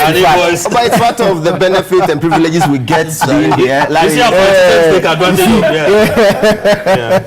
Anyways, gentlemen, thank you so much. This has been an interesting one. Lamtig Apanga is the Deputy Commissioner for the game, acting Deputy Commissioner for the game. We need to put a petition to get him approved as soon as possible. Fad Osman is with the Communications Department of the New Patriotic Party, and he's going for regional communications officer for Bono region. You know, Wenchi is my Nana. Nana. Let's a good morning to Nana. Nana, that's my Omai Hene. Nana, good morning. And Larry Dogbe is the managing editor of the Herald newspaper and ex-com Oh no! Still fighting there. Still fighting. Still in court. Contempt issues are not. No, but it's good. It's good. You have some story to tell. Something. I am Nana Tufo Boateng with no constituency and no hair. All right, Dede Davis and Wahab Abdul Razak are standing by to take you through the next phase of the show. Thank you very much, Nana, and your guests for dissecting pertinent issues on our national agenda. Good morning, Ghana. Good morning, Africa, and good morning to the rest of the world. Welcome to Breakfast Daily. My name is Dede Davis. And I am Wahab Abdul Razak. Thank you for staying to continue the show. Yes, so we've got an exciting lineup for you this morning. Of course, we're going to bring you insightful conversations on important issues. We're going to bring you some interviews and, of course, our community-focused segment where we will spotlight some of the pertinent issues in our communities that need the attention of duty bearers and authorities. And a dose of entertainment to make your morning entertaining as well. Absolutely. Remember that you're very much part of the show, and so do not forget to send in your contributions, your messages to the number 0204-4447-033. I take it again, 0204-4447-033, and we'll get to read it right here on the show. Wahab, hey, how was your evening? It was good. It was great. The World Cup has been full of surprises. I was enthused. I don't even know how to describe or quantify my excitement. So as it stands, the host nations are out. Oh, Canada, USA, and Mexico. Canada is really not my issue, but you know, USA. Interesting. Anyway, let's do some reminders. Let's remind you, very important, the Northern Business Fair from the 25th to the 26th of July 2026. It will be in full swing at the Jubilee Park, Tamale, from 9 a.m. to 6 p.m. daily. It's an opportunity for businesses to showcase their products and services to the world. It's an opportunity to connect with potential clients. It's also an opportunity to, you know, let the world know what the Northern region is about. And at Channel One TV, you know our tagline, telling your stories and empowering change. Yes. And so gradually we are penetrating through the regions, and Northern Business Fair, the second edition, is one of those events that we'll be bringing to you from the 25th to the 26th of July 2026. Call the number 0205 973 973 0205 973 973 and be part of the biggest fair in the Northern region. The biggest fair in the Northern region. Our sponsors, EcoBank, thank you so much for holding us down. The National Petroleum Authority, GEPA, thank you so much. We appreciate your support, your constant support through this fair. Yes, the Literacy Challenge is on the 2026 edition. Of course, it's a reading. It's reading unlocks knowledge, but critical thinking unlocks the future. So the 2026 Literacy Challenge is back, giving Ghana's brightest pre-secondary school students the opportunity to showcase their reading, writing, and creativity, and also problem-solving skills. This year, the challenge goes beyond the classrooms. We are asking young learners to explore how artificial intelligence can transform education while ensuring no child is left behind. The question we are asking is, could the next great thinker, innovator, or national leader be sitting in classroom, home, community, in any region? So in this case, there is opportunity for you to write your essay. Let your creativity and critical abilities come to life. For this year, we've opened our doors to all the 16 regions. We are all the regions, yes, will have representatives in this year's edition. And the topic that the participants are supposed to write on this year is, in not less than 600 words, write a letter to the Ministry of Education as a youth consultant discussing the advantages and disadvantages of the use of artificial intelligence, AI, in education. Advice on how Ghana can effectively integrate AI into basic schools and improve teaching and learning while ensuring that no students in rural and underserved communities are not left behind. And this side is very important. The eligibility age for the competition is between 11 and 15 years. Between 11 and 15 years. Deadline for submission of entries is 20th July 2026, 6 p.m. on the dot. If you submit it at 5 p.m., 5 p.m. on the dot. If you bring it at 5:1, I'm sorry, your entry will not be considered. So let's be very mindful of the time. You can submit it via post, so you have no excuse to say maybe you are not in Accra, so you cannot submit it in person. You have the opportunity to submit it via post, and the post is the Literacy Challenge, P.O. Box GP 14123, Accra Central. I'm taking that again. The Literacy Challenge, P.O. Box GP 14123, Accra Central. Alternatively, you can deliver it in person to our premises at Tesano here in Accra. And if you come to our premises, there are beautiful ladies at our front desk. Just tell them what you're here for and they will receive you beautifully. But you can call 0205 973 973, 0205 973 973 for more information on that. And tell them about the package for this year. We've broadened it up. It's juicy, a very juicy one. Right. The winner gets to take away 10,000 Ghana cedis. All for the winner. Charlie, I wish I can go back and unfortunately you can't. So yeah, and then the winner gets a laptop. What? Yes, so a laptop. You can hear for yourself. And then also, that's bragging rights, the national recognition. I am the Literacy Challenge winner 2026 edition. Yeah. So parents, let's encourage our wards teachers. And every child, wherever you are in this country, whether you are in some village somewhere, Kumasi, Takoradi, Hohoe, Tamale, Sambuli, Yendi, every part of this country. You can get to be part of this. Yes. Every region is being represented this year. Right. And so if you're a child who is watching, a parent, a teacher, please encourage the children to also, enter the competition. You never know. There's no harm in trying. The next winner could be coming from the northern region or Ashanti region or Greater Accra or the central region. So yeah, the stakes are high.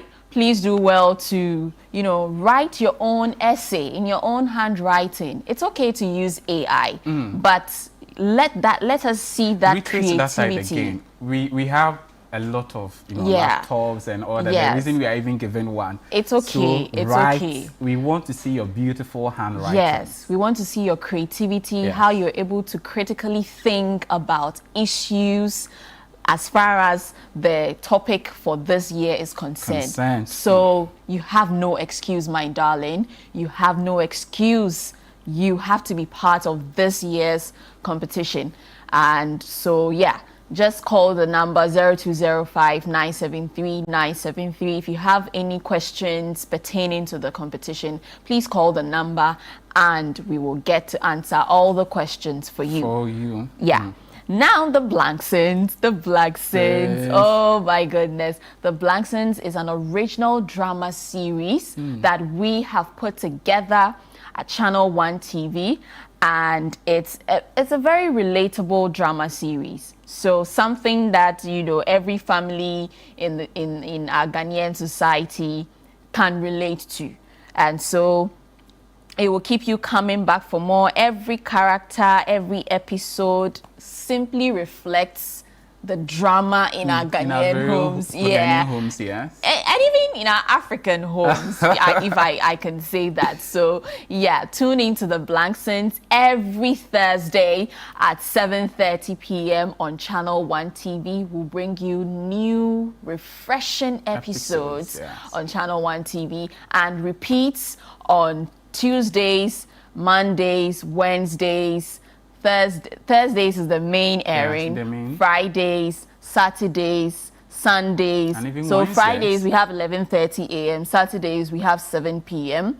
Sundays we have 4:30 p.m. Tuesdays we have 3 p.m. Wednesdays you have 5:30 p.m. So if you miss the Thursday edition or episode, don't worry. The repeat days have got you covered. You have no excuse to miss it. So yeah, grab a cold drink, some food, some, you know, small chops on the side, and enjoy this beautiful drama series we have put together for you. I would like to say a very big thank you to Nasco Electronics. Thank you so much. Lizzie Shito, and then Out Insecticide Spray, Everpack, and Lily Rice. Thank you so much for supporting us with this production. Right, now let's talk about football. The community kickoff is on. Bernard Abiku Otre brings that to you. It's a football, you know, football has a unique way of bringing communities together. I remember when we were young, we had something we call foreplay. So those small posts, we were playing. That's all how we started. Yes, in the dusty pitches, you know. And for some weird reasons, we always avoided the green picks. We like to do it in the. There's a different kind of feeling that comes with playing in the dusty. When you are done playing and you see that your boots are dusty and all of that, it tells you that, Charlie, that day you played. On your way home, if you miss someone, oh, Charlie, you're a baller. Yeah, so that is what the community kickoff really is about. So we go to various communities, engage them, your big players, you know, the Fataus, the Kudusas, the Thomas Partys, how they all came about. You know, they go to their various communities. Grassroots football, is a way to bring grassroots football to the spotlight so that the necessary attentions and all that will be on it. So it's inspiring. Kickoff, we take you to the heart of action where passion meets purpose and local pitches become the birthplace of tomorrow's stars, from thrilling matches to inspiring stories and the people making difference through the beautiful game. We've got you all covered. So let's head to community and kick off things off. So don't miss it. It airs on Channel One Television every Tuesday, 5:30 p.m. with Bernard Abiku Otre. Absolutely. Yes. So tune in every Tuesday. He'll take you to all the communities. Tema, Ashaiman, Jamestown, Nima, every community in Ghana. He takes you there and brings you all the live action as far as football is concerned. So that's it. We'll take a quick break, and when we come back, we'll delve into what's trending.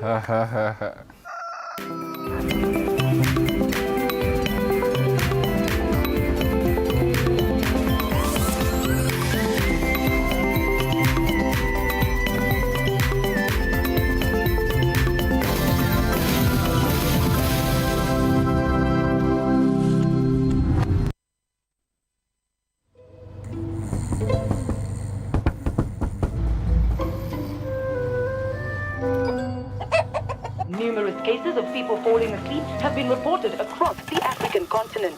No one can explain this phenomenon. With 24/7 FIFA World Cup coverage, sleep can wait. Everything can wait.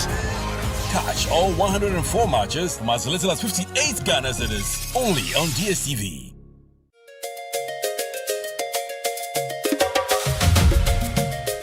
Accra, get ready. The Stars are coming back to your city. This July, the 5th All-Star Festival takes over the University of Ghana Stadium for a full day of football, entertainment, business, and family fun. Meet your favorite stars at special fun engagements and clinics. Shop from hundreds of vendors. Enjoy performances from top entertainers. Connect with sports and business leaders at the Sports Business Series. Then witness the main event, the star-studded All-Star Game, featuring international football stars from Ghana and beyond, from 10 a.m. until the after party.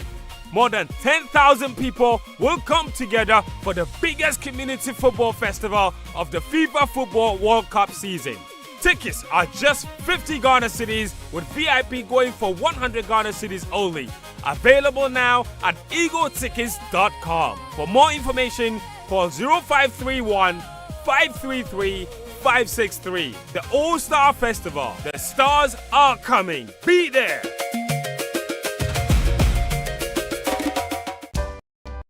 In my line of work, a confident smile is everything. Kel Chaco toothpaste keeps me on top of my game and ensures my smile is always radiant and bright. With the tiring nature of my job, we spend several hours under the scorching sun. To keep our teeth white and our breath fresh all the time, we use none other than Kel Chaco toothpaste. Kel Chaco toothpaste. You're on a kessie and in a kit one. Samayo kendini, ehu behia, semecha sapapadia to amame manfo. Kel Chaco's natural ingredients, eno bomb se ho ban, e mane swing, ne sanso mama hotoso e wo bedwam. Kel Chaco toothpaste. Choose Kel Chaco toothpaste for anti-cavity, whiter teeth, and fresher breath all day. Available in 80 gram and 150 gram. Grab yours today. Kel, happy smile. This advert is FDA approved. The biggest football festival is on. Don't miss a single moment of the FIFA World Cup action. Experience every goal, every save, and every celebration in a stunning clarity with our brand new Franco television ranging from 32 inches to 100 inches. Stay cool throughout the tournament with our energy-efficient air conditioners from 1.5 horsepower to 2.5 horsepower. While enjoying the tournament, keep your refreshment perfectly chilled with our quality fridges. Franco has everything you need to create the ultimate match day experience. Take advantage of our special online promo plus free delivery within Accra and Kumasi.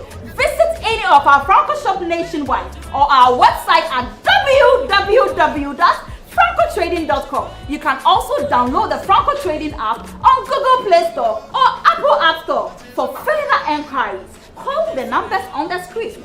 Franco, home of quality electronics.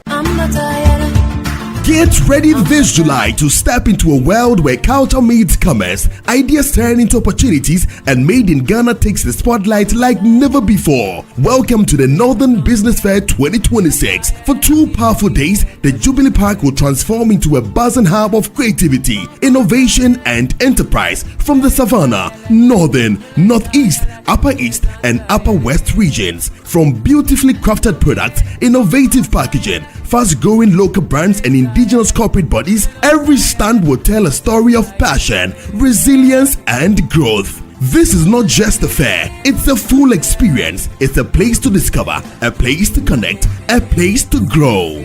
This is your chance to engage with Ghana's most exciting SMEs, startups, and homegrown brands all in one vibrant space. Dates Saturday 25th and Sunday 26th July 2026. Venue Jubilee Park, Tamale. Time 9 a.m. to 6 p.m. daily. Are you ready to showcase your business to the nation and beyond? Call 0205 973 973 now and secure your spot. Don't sit on the sidelines. Be part of the energy. Be part of the story. The Northern Business Fair 2026 is powered by Channel 1 TV with support from City FM, and it's proudly sponsored by EcoBank, the National Petroleum Authority, and the Ghana Export Promotion Authority.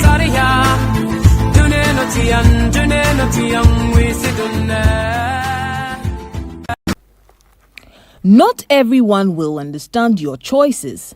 Not everyone will understand your growth. And not everyone will understand the person you are becoming. But what if freedom begins when we stop needing everyone's approval? This week on Lifeline, we discuss the power of embracing your truth, standing confidently in your purpose, and becoming comfortable with being misunderstood.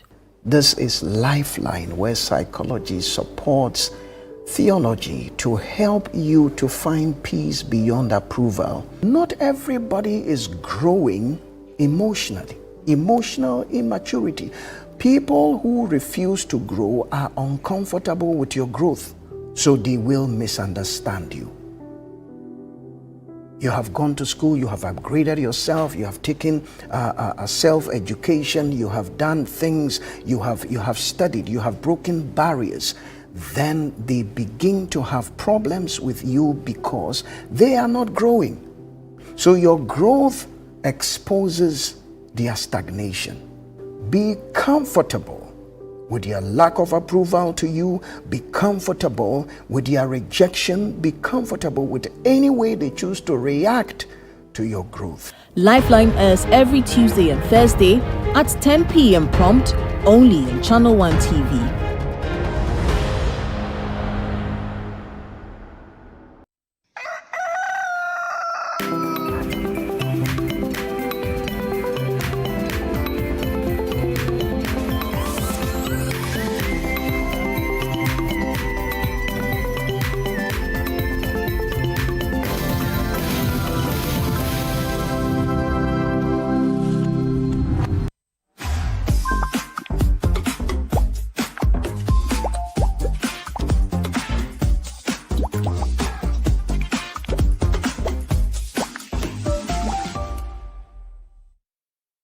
Welcome back. If you just tuned in, this is Breakfast Daily. Now it's time for us to delve into some trends, and social media trends is where we bring you everything that is buzzing on social media, all the topics that are making the headlines on social media. And talk of social media, I'm referring to Instagram, TikTok, X, Facebook, and whatnot. And so it's time for us to delve into it.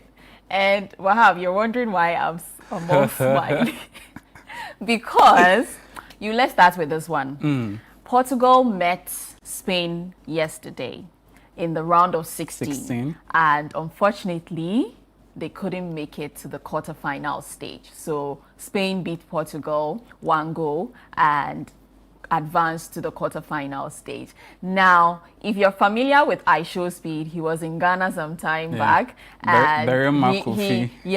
Barry McCoffey. Barry McCoffey. Yeah. he did so well by putting Ghana on the global stage, on the map, and all of that. But he wasn't so happy about Portugal's loss to Spain. He was in tears, and he's a big fan of Cristiano Ronaldo. So that's him on your screens crying. He couldn't have it. He was all like, the guy is he's heartbroken that Portugal couldn't advance to the quarterfinal stage in the 2026 World Cup. Let's check out his video, and then when we come back, we'll talk more. Ronaldo, I love you. I'm so sorry that you lost the World Cup. I'm sorry. I was cheering for you. I wanted you to win. I genuinely wanted you to win. And I'm sorry to everybody who was cheering for Ronaldo. And I'm sorry for all of our fans who was cheering for him as well. And I'm sorry, Portugal, as well. Ronaldo, I love you. I'm so sorry that you lost the World Cup. I'm sorry. I was cheering for you. I wanted you to win. I genuinely wanted you to win. And I'm sorry to everybody who was cheering for Ronaldo. And I'm sorry for all of our fans who was cheering for him as well. And I'm sorry, Portugal, as well.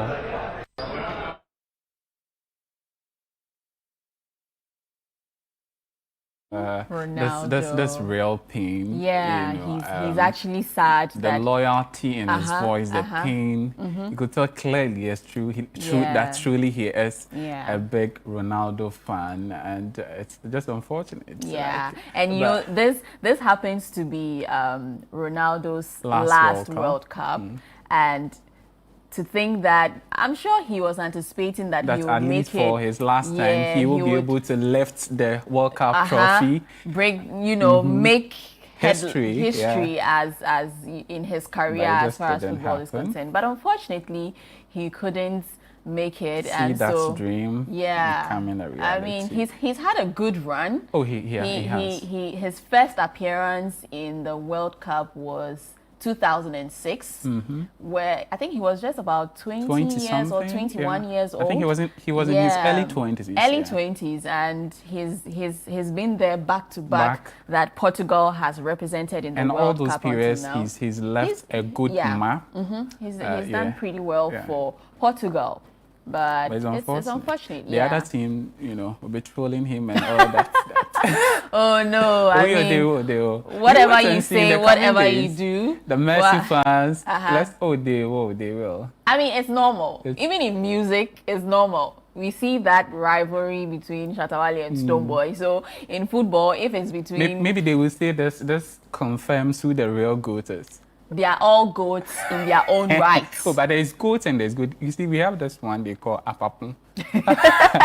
She goat. No. Right, so maybe, you know. No, but what have you they will argue. They are unique. They are unique in their own way. They are so very much unique in their own way. For that, you are very right. They have their own skills. They have their own things they bring to the game to make the game beautiful and all of that. So yeah, it's fine. It's a healthy, you know, rivalry. Let's just leave it at that. But let's see what his next move would be. But I show speed. It's fine. Sometimes you lose. Sometimes you win.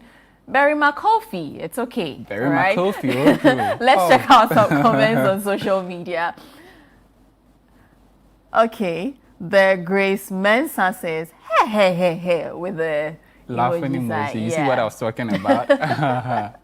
Hilda Alfari says, he loves Ronaldo. How? Ghanaians wished they had a player like Ronaldo or Messi. Oh, goodness. Topic for another day. Royal MC says, hey, if you serious like that, it's serious. It's serious. It's serious. You don't know what loyalty can make you do. Maverick Sharon says, Berryman soon. Berryman soon. Let's allow. Yeah. Allow. And then Shidat Official says, Black Stars, I'm sorry I didn't cry this much when we got eliminated. Well, we didn't see people crying, but you know, a lot were heartbroken that we couldn't make it. A lot were heartbroken. Very McCulphy. It's sad anyway. It's sad, but I mean, do you think there'll be another Cristiano Ronaldo? It's possible. It's possible. Like you mentioned when I was comparing him to Messi. You know, every person, you know, has his own strength, his own ability. Yes, it's there. So it's possible we can have someone even better than him. Not necessarily it's just the Ronaldo standard, but even it's possible. Let's see. Maybe it can be me. Who knows? What other trend do you have in yours? And so we have this troubling story about a mother and child alive under a rubble after.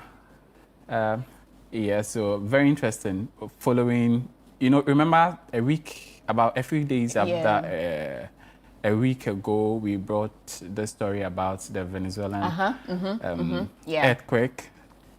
Two different ones, one 7.3, another 7.0. So days after the rescue mission, a mother and children have been found alive under rubble. 11 solid days. Thank God. 11 solid days. This is a miracle. Yeah, it's a miracle. I describe it. It's actually a miracle. It's a miracle. I can't imagine what they were experiencing under the rubble. Yeah. Wow, that's beautiful. It's kudos to the rescue team for not giving up, because I'm sure if they had given up, the mother and child wouldn't have been found, because throughout the days, they were retrieving people, some dead, some alive. They could have given up. Yeah. They could have given up, but I'm sure they knew what they saw, or the information they had prior to all that, which encouraged them, pushed them to pursue further, and that's where we are. Some good news on that. Let's check out some comments. I'm happy. I'm very enthused. Even though we've lost lives, we are retrieving some people alive. It's a good one, but anyway. Our condolences to the families and relatives who have lost their loved ones as a result of this unfortunate twin earthquake. Let's check out some comments on social media. So Mike, about town, he said this is a miracle, just like I described it, with the crying emoji and some love emoji as well.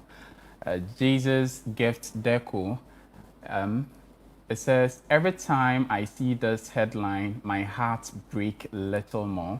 I cannot imagine the level of grief and desperation in the ground. Lord, please have mercy. Lord, it's not easy.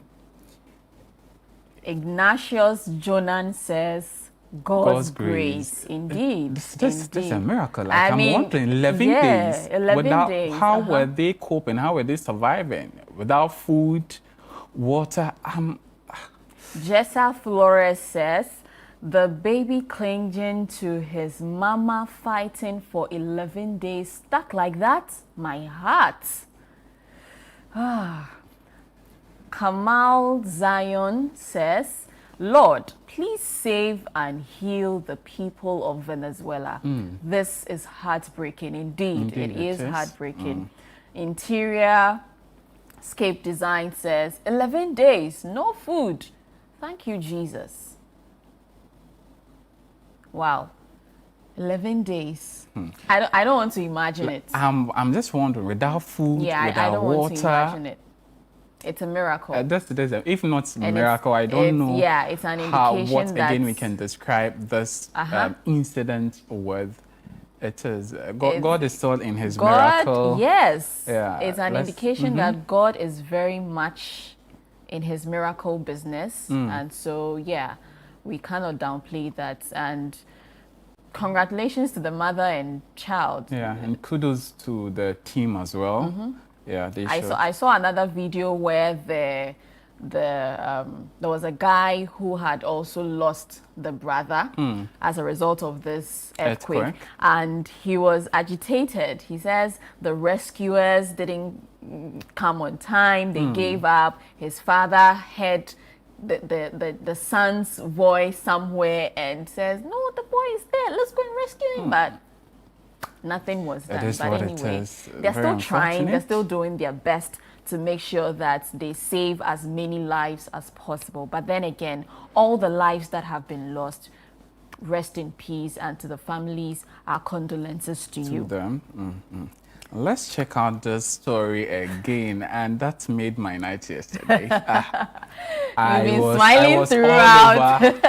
I was all over the place. You've been smiling throughout. I was all over the place. Although I couldn't watch the match, but when I saw you're just happy it has happened. I'm just happy. Against. So Belgium has trashed the USA in a 4-0 round. The World Cup fixtures. They've ended. They've sent them back. Oh, they're in their homeland, but send them back to their rooms. Oh my goodness, that's serious. You know, 4-1. It's after all the intervention. Very humiliating. Very humiliating. No, like think about it. After all the intervention, they spelt US and more. After all the intervention by the president to make sure that Faloran Folarin Balogun makes it to play Belgium, the Belgium game, and this happens. That's shocking. You can influence the the match, FIFA and all that, but you can never influence the scoreline. Yeah, and there's been a conversation that they should, the president should also try influencing the scoreline. No, that's not possible. It's impossible. You can't. I mean, oh my goodness. That's anyway, not possible. So yeah, that's it. Belgium trashed USA 4-1 in the round of 16 to make it to the quarterfinal stage. Despite the intervention made by Trump for the red card to be suspended, it's unfortunate that they still didn't make it. There's been memes flooding social media. And I'm sure a lot In of fact, people... when Belgium won, there was a video where they were, dancing the Trump and dance. all that.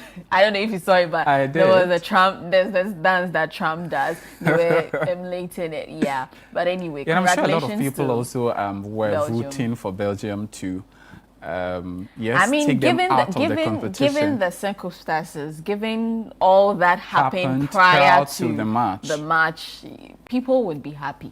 Yeah. Let's check out some comments on that. What people have been saying on social media regarding that. Mr. Page, he said this is not foul according to Trump. Politics in football will be the end of beautiful game. With the crying emoji. CJ World, all the host countries are gone. That was CJ World with that one there. Aisho, waking up to Belgium tea and bread for breakfast. So satisfying. Full name with this one. Well, justice served Mr. Trump. So US did well to get this far. No doubt things will be better in 2 or 3 years for sure. It's interesting how the host countries, Arab Yego says, Belgium saved football. Sanity was brought back. This is not soccer. Indeed, they did. Alpha Conservative says, great job to the Team USA for a great run in the World Cup. Gerard McDermott KC says, so will we now say... It was rigged? Yeah, will he now say that? I don't think he would say that. Yeah. This was in the full glare of everyone. Yeah. Thousands of supporters were there. They witnessed what transpired. It brings up the question of political influence in our football. I don't think, football has its own rules and regulations. FIFA has its disciplinary codes and all of that. So I don't think it's a good thing for political leaders to be interfering in our football. In the case of Ghana, we see the interference and we see how bad our football is doing today. So let's take the politics out of it. Yeah, let's take the politics out of it and bring sanity to our football as far as the World Cup is concerned. Yeah. And then there's another one. Very unfortunate, but I think we should talk about this. A junior high school student who suffered a deep machete wound after sexual harassment attempt. Unacceptable.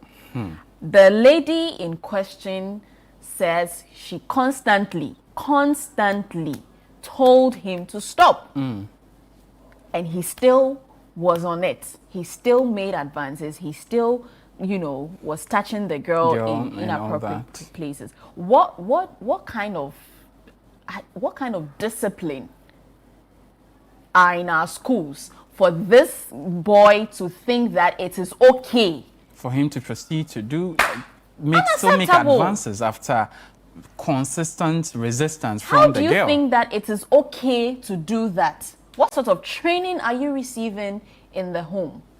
That goes back to the training in the home. Train up the child the way he should grow, and when he grows, he will not depart from it. Of course, sometimes when they grow, they will depart from it. But then again, because of influence, they end up learning a whole lot of things. Constant monitoring. Our boy child, please, parents, you need to do more. You need to do more to put the boy child in check. I don't see why he feels it's so cool it's so normal to proceed to do that, despite constant warnings on that. Let's check out some comments on social media about this. Jonathan Nyanim says, pupils should be taught on how to handle issues like this and other issues on campus. Reporting channels should be made known to pupils. This is not the best way. They are both at fault.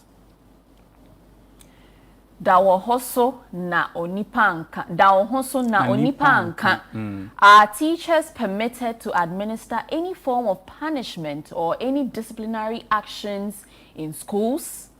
Valid question. Benes Oforiado says, that's my girl. No. Please, how do I reach her? I want to teach her how to... No. I don't agree with this.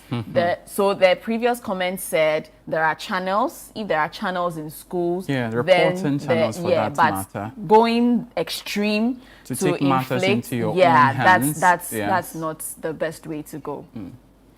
And then Martin Neskon Akumate says, I like the non-interference of teachers in this case. Anyway, Warisu Mendinam Adam says, could it be self-defense? If you fondle and she wants you, stop, especially she's wielding a cutlass. Anyway. You see, that's also exposes. Johnny Johnson says, when bad things happen, then you people remember there are teachers. Anyway, this exposes like the no, first comment. I don't think the child was right to take matters into her own hands. I think that for me, inflicting the wounds on the boy. Then again, one of the comments said, if there are channels of reporting, it should be made known to pupils. Exactly. So that when incidents like this happen, they can channel to go and not take matters into their own hands. There should be proper education on sexual harassment and all that. It shouldn't be limited to the senior high schools. They have their counseling services and all that. It should be delimited to the basic schools as well. If we are seeing this, it's bears a lot of questions. Very unfortunate. But let's move on. It's now time for our community segment on Breakfast Daily.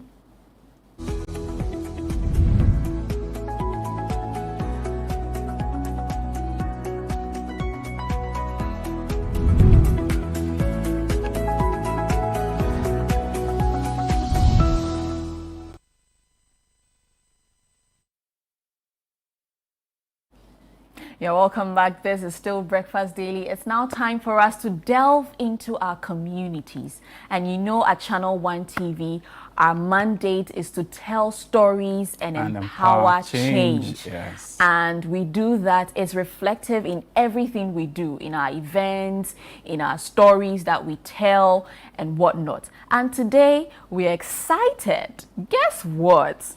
I won't tell you yet. But before that, a couple of months back, I think in April, we brought a report where health workers in Sambuli were complaining that there was staff shortage and then again there was poor infrastructure. And so Shawana Yusuf, our Northern Regional Bureau Chief, filed a report and brought this to the attention of authorities and relevant stakeholders. Let's check out this report, and when we come back, I'll tell you the good news. The Holy Cross Clinic, which serves as a major referral center for about 40 communities in the area, is currently operating with a 12-bed capacity and limited staff strength, affecting efficient healthcare delivery. Health workers at the facility attribute the staffing challenges to poor network connectivity and bad road network. This, according to residents, discourage professionals from accepting postings to the community. 2024, they post some nurses. They gave us about 13, which include midwife, community health nurses, and staff nurses. Out of the 13, it was only 4 that we had. And the information was that when you call them, that, I know Sambuli already in the Sabuwa district. There's no network there. If I come, I will not get network to call my people. I will not even know what is roaming in the world. So it's better I find my way somewhere. So out of the 4, the rest went away. We called them, what they will tell you is the network issue. Reverend Sister Berlin Grace, the clinic in charge, told Channel 1 News that the facility becomes overwhelmed during the rainy season, often forcing staff to admit patients on the floor and on benches. Our bed capacity is 12. And when the children come, we bring them to the OPD and keep the benches together, 2 or 3, and start the IV for the children. And also the maternity cases. Only 3 beds we have. So altogether total 12 beds we have in our facility. So we really find difficulty in detaining the patients, and staff are therefore appealing to government to provide the needed support and introduce incentives to attract and retain staff in remote areas. Meanwhile, the regent of Sambuli has called for improved network connectivity, noting that it will help address some of the challenges facing the community. Construct the road for us and work on our network issues, because if we are on leave and we want to go home, you have to struggle before you reach to Tamale. And if we are in the rainy season, you can't go home, all because the road will be flooded with water. So we are pleading the government to come and work on the road and also compensate us for working like we are overworking. So we urge the government to compensate us at least small. So that was before, months ago. That was a report we brought about the challenges that health workers in Sambuli in the northern region were grappling with, and talk of staff shortage and poor infrastructure. But now let me come to the good news. So, at Channel 1 TV, whatever we do, we get results, no matter how long it takes. Whether it takes 10 years, 5 years, 7 years, 3 months, results for be definitely rest assured that we will get you the results for the relevant stakeholders to take up the mandate and solve the issues in your community. And so, in relation to this very report, there's been an intervention. A beautiful one. There's been an intervention following this report. Let's check it out, and when we come back, we'll engage in exciting conversations about this intervention. Health workers at the Holy Cross Clinic and Maternity Home in Sambuli have had to improvise in delivering essential maternal and child health care services. The facility, which serves as a referral center for about 30,000 people across the Sambuli and Kpalaba sub-district, has struggled with inadequate medical equipment, including an obsolete delivery bed and a faulty autoclave used to sterilize medical equipment. Following a Channel 1 TV report highlighting these challenges, 12 in 12 LBG has donated a standard delivery bed, an autoclave machine, delivery set, essential medical equipment, and medicines to the facility. Health workers say the intervention will significantly improve the quality of care provided to mothers and children. We were trying our best to deliver healthcare services, but it wasn't enough with the delivery bed that we were using. We were finding it very difficult to deliver clients. When they are in labor, we have to be holding their legs and other things. So it was making the work very difficult for us. And now that we have the new, like the proper delivery bed, we hope for the best. We will try all our best to deliver quality services to our clients. We want to thank Channel One TV for hearing our cry and airing it to the nation. Within 2 months of this media reportage, we've had a very wonderful donation exercise today that has come to support the quality care we render.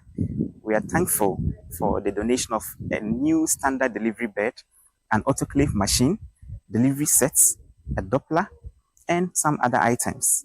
We are grateful to Channel One for the wonderful work you've done for the people of Sambuli. The director of the Diocesan Health Service of the Yendi Diocese expressed appreciation to 12 in 12 LBG for the support.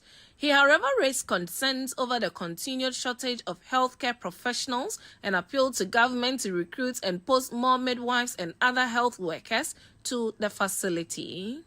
The district director of Ghana Health Service will agree with me that the whole sub-districts, they may not have up to 2 midwives. If here we have only 1 midwife, you can bet and agree that all the time that 1 midwife is under pressure to deliver. When the staff is fatigued, the person already is angry. If the person is giving of the best, you think that they do not help you. So staffing actually is our problem. A representative of the Saboba District Health Directorate also highlighted broader challenges affecting healthcare delivery in the district. He appealed to individuals, corporate organizations, and philanthropists to support efforts to improve healthcare services. If we may know, healthcare delivery is a shared responsibility and government cannot do it alone. So for this reason, we wish to encourage other individuals and organizations to also put in their efforts to support health needs of the people of Saboba district, especially the rural areas such as Sanguli, just like the way 12 in 12 has also come to do for us. Founder of 12 in 12 LBG, Dr. Delasi Beko, outlined the items donated and called on development partners and well-meaning individuals to support the organization's effort to assist rural health facilities across the country. Through Channel One TV's reports, we came to realize that Holy Cross Clinic in Sambuli, in the northern region, lacks a lot when it comes to maternal and child health care. We're touched by this and decided to bring some donations, namely a delivery bed, delivery equipment, an autoclave to sterilize this equipment, and a fetal Doppler to check the baby's heartbeat during antenatal care. We are calling upon corporate bodies, other NGOs, or individuals to come and support this community because they have a maternity that needs furnishing. Health workers say they hope the donation would improve maternal and child health care while attracting further support to address the facility's infrastructure and staffing needs.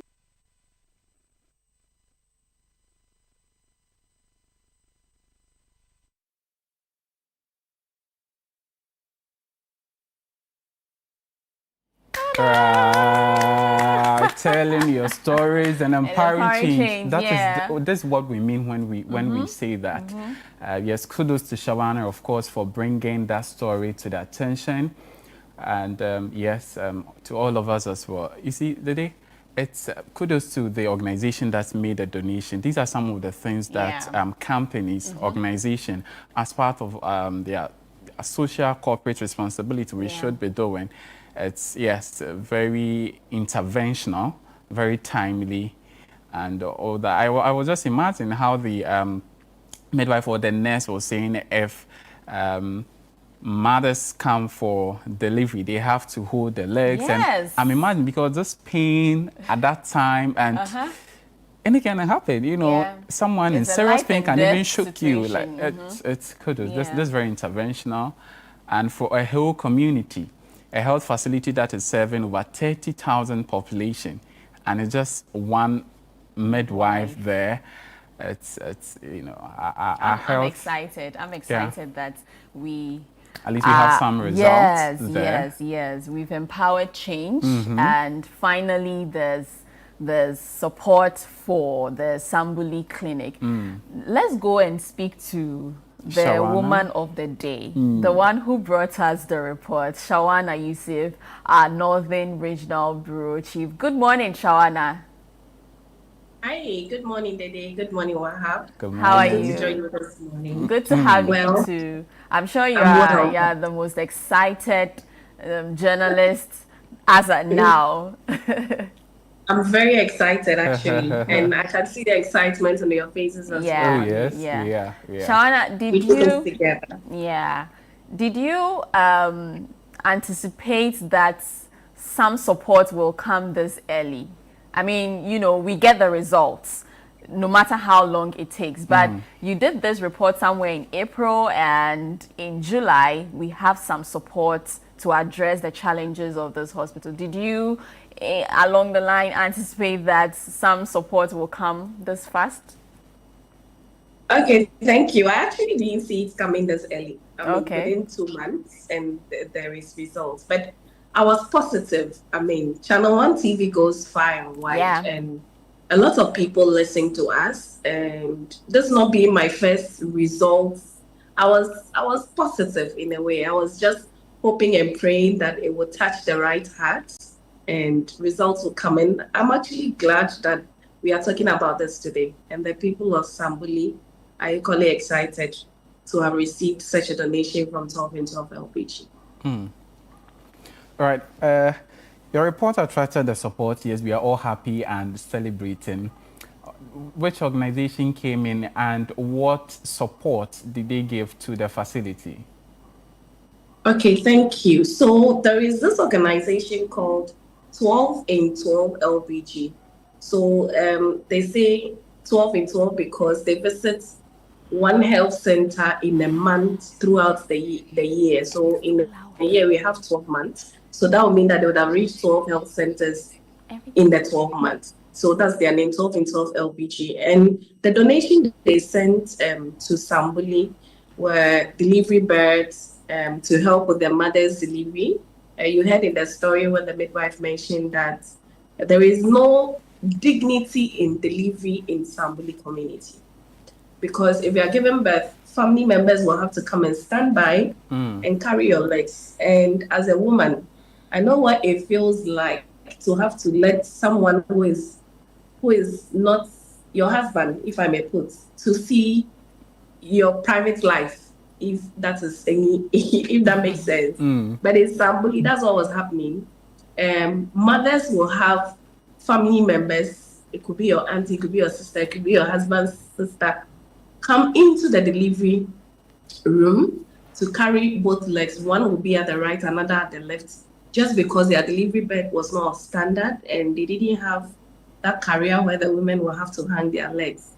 But fortunately enough, 12 and 12 LBG was able to donate a standard delivery bed, and it will prevent them from having to go through this shame in just trying to bring life. Also, they donated an autoclave. When we got to the facility, their autoclave was broken. And what it means is that all the utensils they use for delivery, as to how they sterilize it, I don't know whether the health workers over there would have to improvise, either by using hot water or something to sterilize those equipment to use it on the next person. And you know what it means so far as blood is concerned and having to use it on one person and move to the other person without proper sterilization. But 12 and 12 LBG was able to come on board, and then they also donated an autoclave, that's what it's called. That's a sterilization machine. They also gave them a delivery set, a container that contains all the tools they need to go through the delivery process. They gave them a fetal Doppler, which will help them to be able to ascertain the heartbeat of the fetus as and when the woman is still pregnant. At the facility, they told us that they didn't have the standard one. What they used was, there is one that looks like a funnel. You just put it on the woman's tummy and put your ear there, and it depends on what the midwife would hear and try to interpret what he or she had heard with their ears. But with what 12 and 12 donated, it's electronic, and you just put it there, and then the readings would appear And they also gave them some medications that will help with women within the period of pregnancy who have issues regarding blood and all that. So it was a great day at the Sambuli Holy Cross Clinic Maternal Home where this donation was done. And they all expressed joy about the coming of this donation and the fact that Channel 1 TV's report was able to bring them help within such a short period. Interesting. So there has the new equipment, started being used. Have they started using them? And have you spoken to some patients who visited the facility, and what have they been saying about this development? Okay, thank you, Wahab. So the day we went to donate the items to the people of Sambuli, it was there was a grand deba for this donation. We least expected it. We thought it was just going to be the donors coming through to meet the health service staff, make the donation and move away. But with the excitement and the joy with which this donation was received, the community put up a deba to actually receive this donation. And that should tell you how excited they were to have put this up. I mean, there was joy all over. Women, a pregnant woman told us that she was actually pregnant and she's delivered before. She told us that her biggest nightmare has always been the stress she would go through when the day of labor should come. And she's excited to have had this donation come through before her due date. So I think speaking on behalf of numerous women in the community, it paints a great picture of what this donation actually means to them, and then to the delivery of health service. Midwife tells us that it is not easy because they can't adjust the bed. She ends up working on 2 women and she's already tired because she has to be bending here and there and her waist and all that. And she's alone. She's the only midwife in the facility, serving about 30,000 people within the enclave. And they are still appealing that government will consider employing more hands to support, especially with the midwife aspect. There are 2 students midwife who have completed school now and are waiting posting. They haven't been posted, but they are residents of the community. So they have decided to volunteer their services to the facility. But currently, as they are doing, is just a voluntary service. There is nothing like salary coming through for them. So there are 2 people in the community who are helping the midwife, but on voluntary basis. So the appeal is that government will consider, especially the Minister for Health, will consider enrolling these 2 ladies to help the midwife so that it would ease the stress. They tell us it is not easy. And because of where they are, people don't accept postings to the area. So if they have 2 people who are coming from the said community and they are willing to serve, I think we should also be doing something about it as a country to ensure that healthcare delivery is attained at its highest peak wherever you are located. Okay, thank you very much, Shawana, for this. Keep doing the good work and don't give up. We'll go back and speak with Gideon Nyaba Abudun, and he's the Director, Diocesan Health Service, Yendi. Diocesan Health Service, Yendi Diocese. Good morning, sir. Good morning. How are you doing this morning? I'm fine, thank you. How about you? I'm blessed. Thank you for joining us this morning. I'm sure you're already aware about the report that was filed by our Northern Regional Bureau Chief on the staff shortage and infrastructure challenges at the Sambuli Clinic. Now, when you saw this report, what was your immediate reaction to the challenges that were highlighted in the report? Thank you so much for the opportunity to use your platform. And I want to also thank your reporter, Shawana Yusuf, for taking the pain to go to such a deprived community where most people ordinarily wouldn't even want to visit. Yes, when I saw the report, it was not surprising to me because there are things we battle with on daily basis. the delivery births you spoke about, reported on, it is true. You know, as time goes, modernization happens. What we have there used to be the old model. That didn't make provisions for where the woman would stretch her legs in the process of giving birth. And with the current crop of midwives that are coming, they are used to the modern ones, which are actually more comfortable and efficient to use. So they struggle with it. So that was a reality reported. And then the autoclave, it is true. We tried our best, tried to put it in shape. You send it for maintenance, bring it back, is the same thing. But the staff, as usual, will have to always improvise, boil hot water to make sure all the equipments are sterilized. So I was not surprised seeing the report. I was only hoping that that report would touch the hearts of our shareholders, our community, the entire nation, people who mean well. And I think it really happened. Thank you. Thank you, sir. One of the challenges of this clinic is the staff shortage. What has been your intervention to address this problem? Thank you so much. Let me just give you some small background. I will start from 2024. The Ministry of Health granted financial clearance for recruitment of health staff somewhere December 2024. So we had about 10 staff being posted from CHAG, Christian Health Association of Ghana, because it's a Catholic facility under the Christian Health Association of Ghana. 10 staff were posted to Sambuli. Unfortunately, only 3 reported. Why is that? Out of the 3 that reported, only 1 midwife that reported. Because of the peculiar situation of the midwives over there, I personally engaged this particular midwife who happened to come from Kumasi. I engaged her.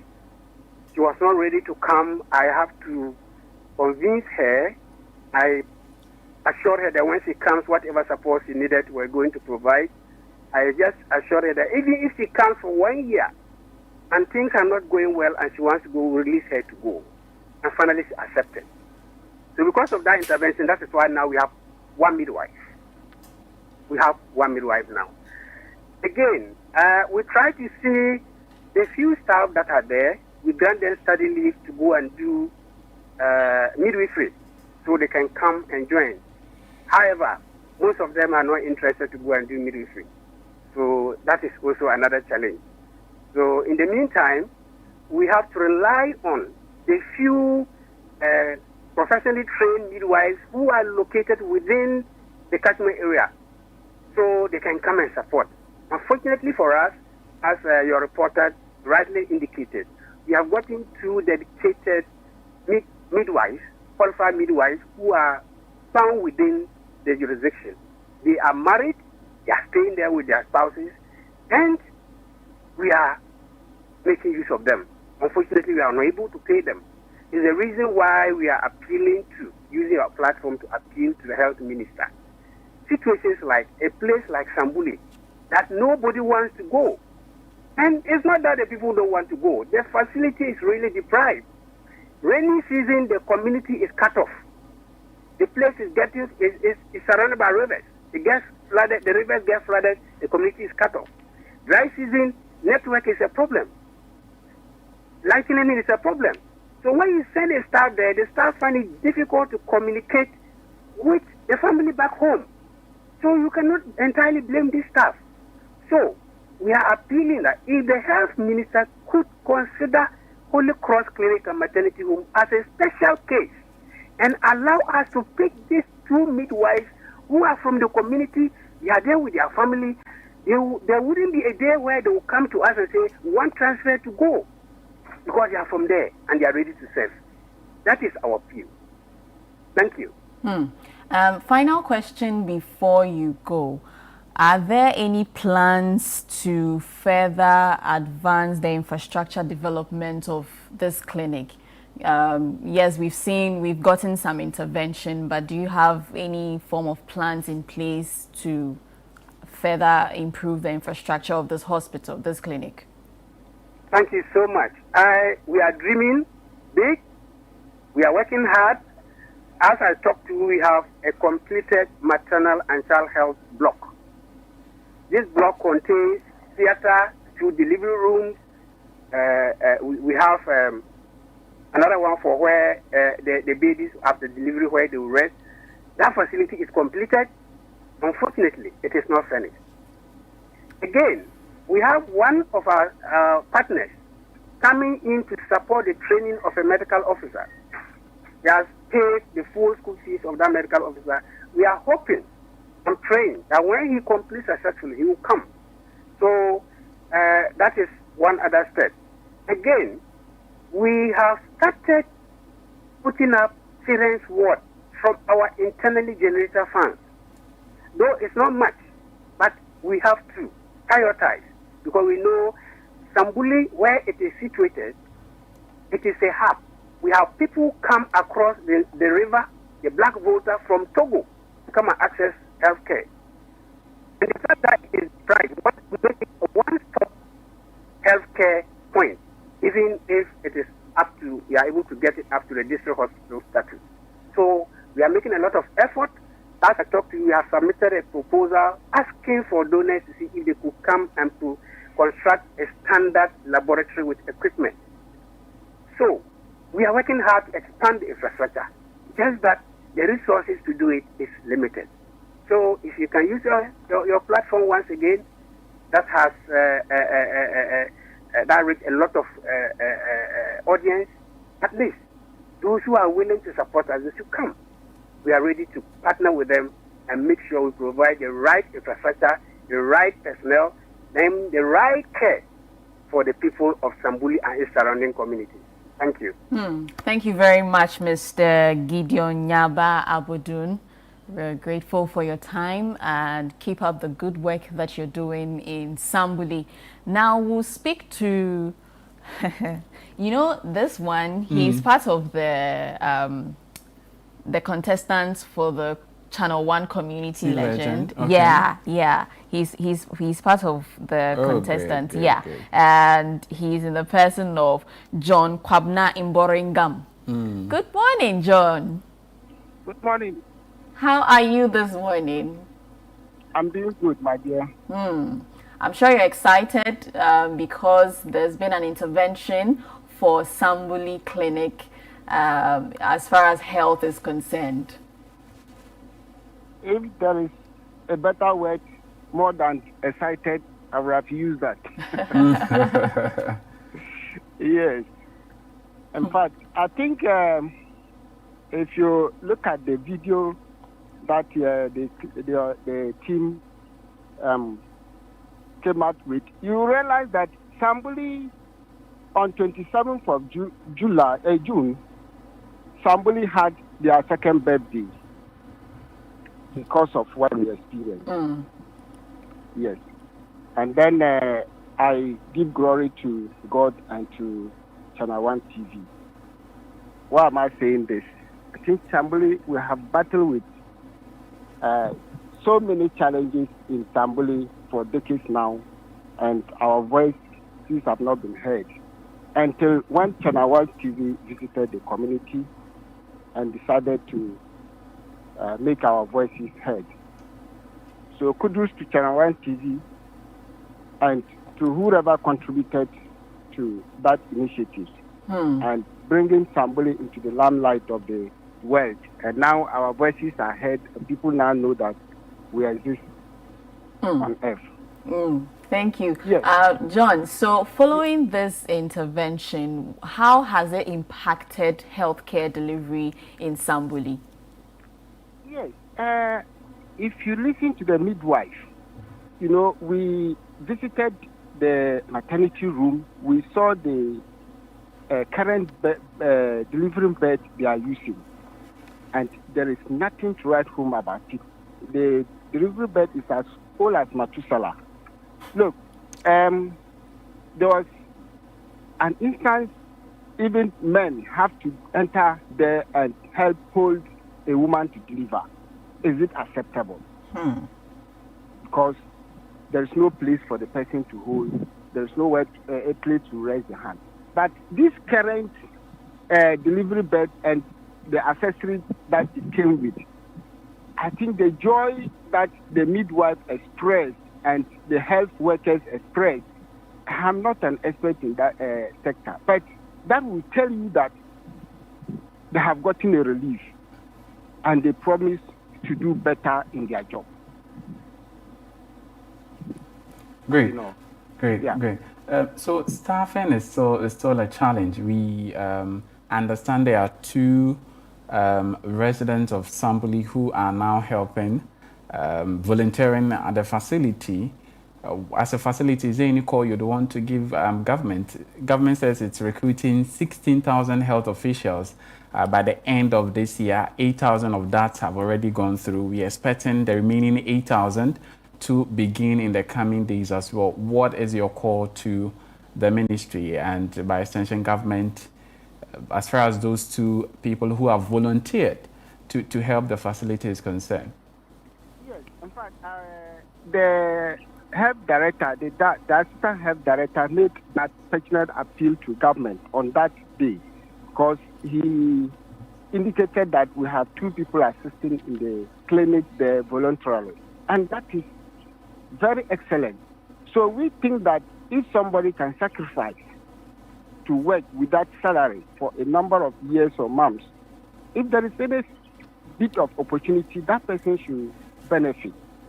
So my humble appeal to government is that let's look at people who don't put monetary aspect of their work in front. People who sacrifice and work, let's appreciate them. The government should appreciate them by getting their names into the payroll so that they can work better. Thank you very much, John. And keep making impact in Sambuli. My thanks go to also the 12 in 12 Foundation, because when this issue of poor health delivery in Sambuli came up, it took not more than 2 months. They heard it and quickly they responded. This shows how they are passionate to help improve the health of all Ghanaians. And we really appreciated that because we all know that good health is a life wire to development. So ensuring that there is good health in Sambuli, means they want to ensure that Sambuli is developed. So kudos to 12 in 12 Foundation. And God bless them. Channel One TV and 12 in 12 Foundation, Sambuli people say, may the sky be your beginning, not your end. Thank you very much, John. Indeed, the sky will be our beginning and not the end. And you could tell the excitement. He says if there was another word to describe, he would use that. And the relief it has brought to healthcare delivery in Sambuli, it's a good one. But let's hear from them. Yes, those who facilitated made sure that Sambuli Clinic gets the intervention that they need. We have Dr. Delasi Beko, and he's the founder 12 in 12 LBG. Good morning, Doc. Good morning. How are you doing? I'm doing well. All right. How are you? I'm doing well. Thank you for joining us this morning. Thank you for your time. When did you first hear about this situation in Sambuli? So a couple of weeks ago, I was going through a friend's status, that's Shawana Yusuf. Apparently, I saw that she had posted the situation in Sambuli, and I took interest in this because this year what my NGO seeks to do is to address issues with maternal and child health in all the regions in Ghana. So then I saw that and I figured this is an area I would like to explore when we get to the northern region. And so I contacted her, and knowing the credibility of Channel One TV, I decided with my team that we will go there to help them. Great, great, great. So now the help have seen, you've sent help to the people of Sambuli. I'm hearing about all these excitement, in their voices, their appreciation, and what does it, tell you as a foundation? Yes, so just interacting with the people and seeing the excitement makes me realize that anytime we go out to these deprived communities to help them, we give them hope. Yes, healthcare is something basic that regardless of the geographic location in Ghana, you should have access to. So it means a lot to my team to see that they're very happy with this intervention. And we're also very excited because it's going to really help with issues regarding maternal and child health. Doc, do you have any plans of providing additional support for Sambuli Clinic? Yes, so before I left, I had interaction with the health staff, and they outlined some of the challenges, right? Especially with the malaria season, they have quite a number of cases of malaria for the children. So we're looking at how we can secure medications for them. Some of the children get complicated malaria, so they develop seizures. So we're looking for medications to counter these seizures. There are also medications we want to provide for the pregnant women, especially those who come for the antenatal visits and have anemia, so low blood level. And the list goes on. I'm in constant communication with the team, especially the division assistant who is doing a good job. Yes, and I'm very certain that we'll be able to meet them at a certain point for a start. Thank you very much, Doc, for this intervention. We are very, very, very grateful that you and your team stepped in to bring some relief in healthcare delivery in Sambuli Clinic. We are grateful and we pray that God Himself will help you to continue to do the good job that you have started. We are grateful. Sambuli is grateful as well. Thank you, Doc.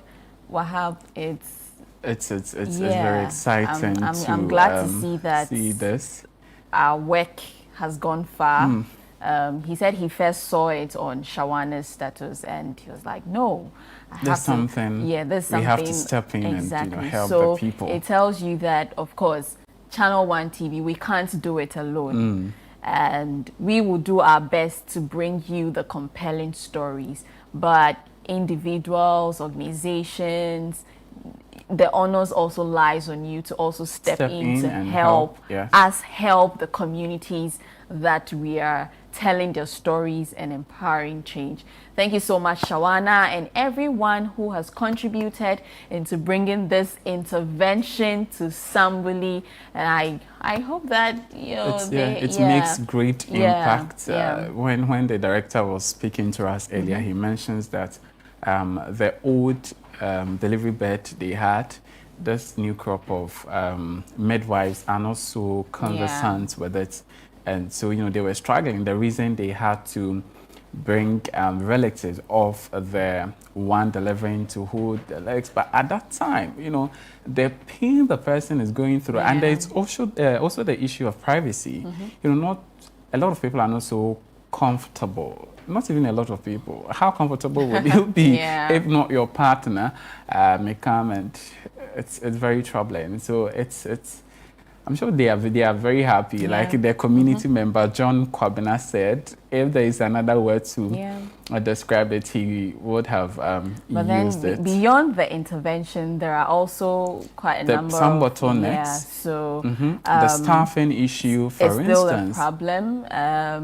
They are not going because, of course, the situation is basically the not favorable. Network challenges persist. Bad roads. Rashid Tanko Computer, if you're watching, this is at your doorstep. I hope that you take this up and bring some intervention as far as network is concerned, and also Kobna Minta Kando. Yeah, health minister. Yes. Let's try and push our health workers to Sambuli. They're not really about pushing them to Sambuli. We should encourage them. Yeah, let's encourage them. Incentivize them. Yeah. Incentivize them so that they get encouraged and stay in the communities. Yeah. The nurse in the story, was highlighting serious concerns. You will not even get network if there is something, just so you get to communicate with your family. And all of How that. troubling could that be in this the day and time of social media, internet, and you are just there? You are no. Let's put in some work. We are now exporting health workers. Just last month or so, about 400 of them to Jamaica and other Caribbean countries. Let's do. Meanwhile, we have deficits in-house. Yeah. How can we be feeding people when we are hungry ourselves? That is not possible. Yeah. So let's put in place the proper mechanism that will motivate these health officials to stay when we post them, and also probably consider district posting. Yeah. I think it was one of the things President Mahama mentioned during the campaign season. Yeah. Mr. President, the health minister, let's see the implementation of some of these things. It's a serious concern, because if I'm in the area, I'm likely to stay. I don't have any other place to go. Yeah. If you bring someone from Kumasi, some of these areas do not have more private facility that the physician assistants can go and do locum. And locum is one of the things that actually push them back to the urban areas. Because the urban areas, look at Accra, you have numerous private health facilities that after your shift, you can go and then, do local, get some coins as well. Because honestly, you cannot survive on one. It's just unfortunate. Let's put in place the proper mechanism, and also the health officials. Let's stick to the Hippocratic oath that we take after our training. After the training is very serious. Yes, we take the oath that says we're going to serve patients and all that. The member of parliament of the area, the common fund, let's push. The MCs, all the leaders in the communities. We cannot sit aloof and say, yes, this is the issue, because no. We should come in, push further, pursue, let's engage. We cannot sit and say this is normal. No, this can never be normal in this time and age. 2026, 69 years after our independence as a country, and we are still dealing with some of these issues. No, this is very disgraceful, I must say. And yes, kudos to 12 in 12 Foundation for that intervention. But still, we're looking forward for more of these things. Companies and organizations in areas like this, these are some of the corporate social responsibilities that we need to take in place.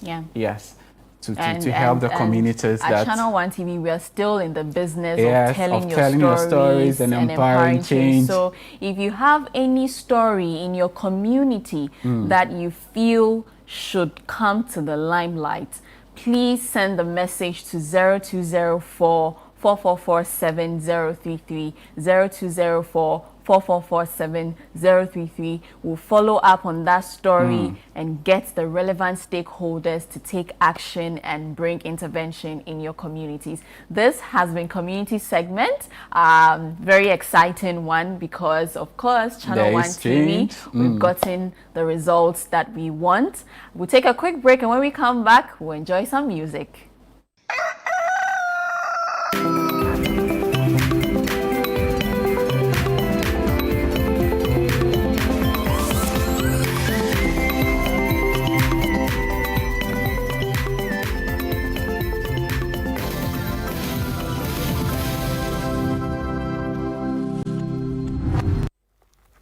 Not everyone will understand your choices. Not everyone will understand your growth. And not everyone will understand the person you are becoming. But what if freedom begins when we stop needing everyone's approval? This week on Lifeline, we discuss the power of embracing your truth, standing confidently in your purpose, and becoming comfortable with being misunderstood. This is Lifeline, where psychology supports theology to help you to find peace beyond approval. Not everybody is growing emotionally. Emotional immaturity. People who refuse to grow are uncomfortable with your growth, so they will misunderstand you. You have gone to school, you have upgraded yourself, you have taken a self-education, you have done things, you have studied, you have broken barriers. Then they begin to have problems with you because they are not growing. So your growth exposes their stagnation. Be comfortable with their lack of approval to you. Be comfortable with their rejection. Be comfortable with any way they choose to react to your growth. Lifeline airs every Tuesday and Thursday at 10 p.m. prompt, only on Channel One TV.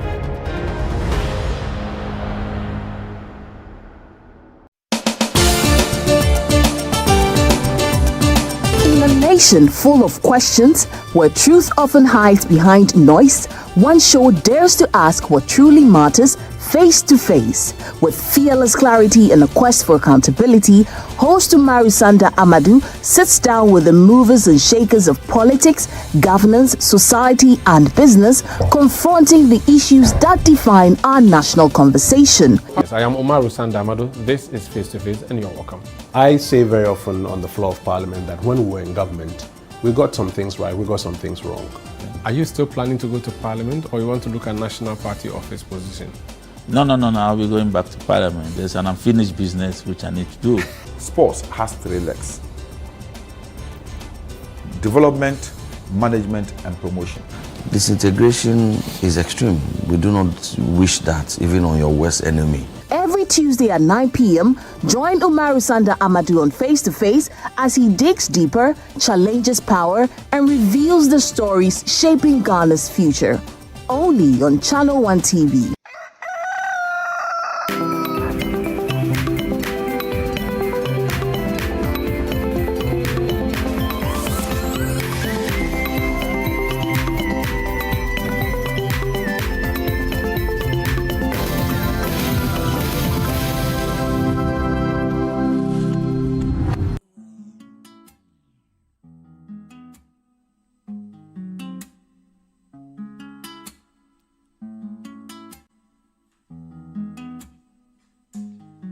Je lève ma voix à mon âme, tout ce grand feu qui brûle en moi, bien pur que tu le saches, que je ne suis pas lâche. Ton mot sans moi deviendrait sans froid. Oh, oh, oh, oh, oh. Bah, pourquoi je suis moi? Pourquoi tu es toi? Pourquoi sommes-nous là? Pourquoi cette bataille? Pourquoi c'est comme ça? Demande que ça va pas. Maman, ça va mal, ça ne va pas. Serre-moi la main, oui, refaire le monde, changeons celle-là.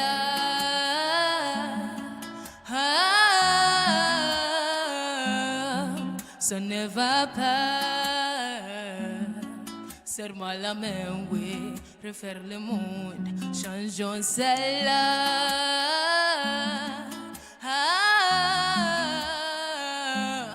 Prends pas du plaisir à voir les larmes d'autrui. Redonne-lui sa vie, oh, redonne-lui sourire. Apprécie la vie, soleil qui louit, l'esprit qui vit. Prenez-moi, respirons. Le délire, ça suffit, oui, ça suffit. Oh, oh, eh. Bah, pourquoi je suis moi? Pourquoi tu es toi? Pourquoi sommes-nous là? Pourquoi cette bataille? Pourquoi c'est comme ça? Dans mon cœur ça va pas. Maman ça va mal. Ça ne va pas. Serre-moi la main, oui. Refaire le monde. Changeons celle-là.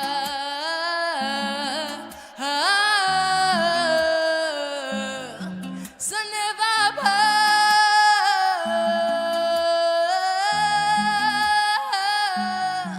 Refais le monde.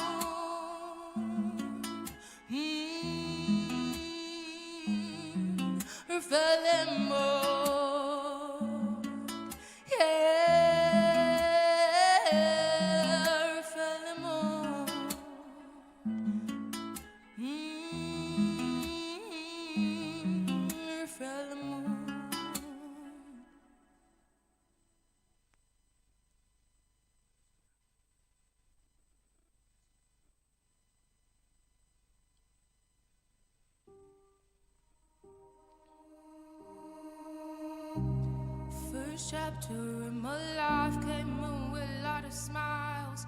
Thought life was rosy, but after a couple of miles, I noticed the hurt, struggles and pains you try to hide from me, mama.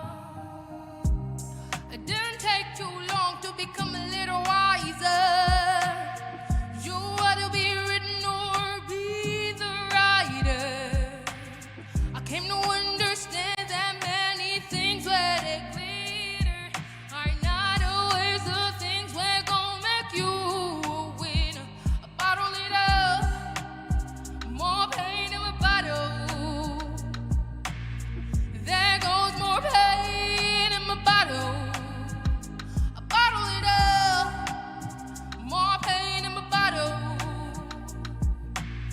There goes more pain in my bottle.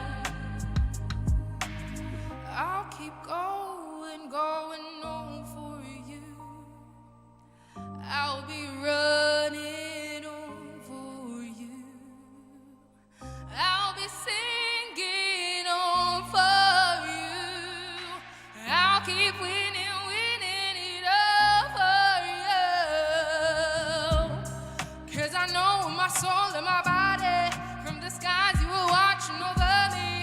I'll keep praying to be worthy, holding on to faith and hope, breaking up the pain, breaking up the struggles, holding up the battles, looking like I'm insane. I'm insane. I'm insane. I bottle it up, more pain in my bottle. There goes more pain in my bottle. I bottle it up, more pain in my bottle. There goes more pain in my bottle. Should I let it out? Should I break it all up? There goes more pain in my bottle. Should I let it all out? Or should I break it all up? There goes more pain in my bottle. Should I let it out?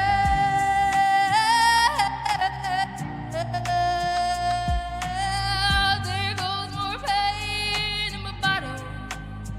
Should I let it out? Should I break it all out? There goes more pain in my bottle.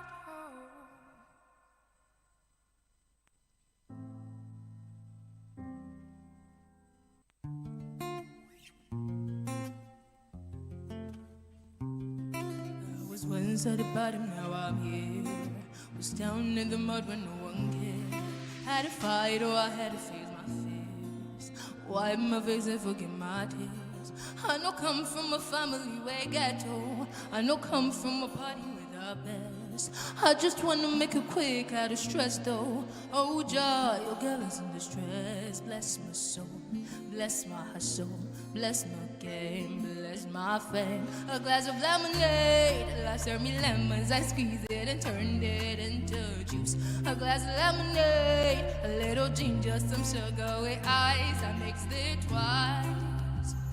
A glass of lemonade, this is what I made with my life. A glass of lemonade, this is what I made with my life. A glass of lemonade, glass of lemonade, glass of lemonade.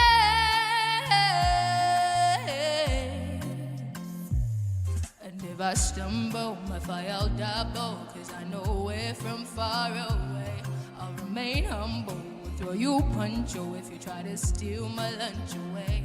Cause mama once told me, girl, make you think twice in your life. If life gives you dilemma, only take one step back, comprehend before act. Oh mama, I listen to you mama. What you got, mama? Hey, I dedicate to mama. All the winners, mama. We'll be chillin', mama. Hey, we'll get there. We'll get there. We'll get there. We'll get there. We'll get there. We'll get there. We'll get there. A glass of lemonade, life served me lemons, I squeezed it into juice. A glass of lemonade, a little ginger, some sugar with ice, I mixed it twice. A glass of lemonade, this is what I made with my life. A glass of lemonade, this is what I made with my life. A glass of lemonade, glass of lemonade, glass of lemonade.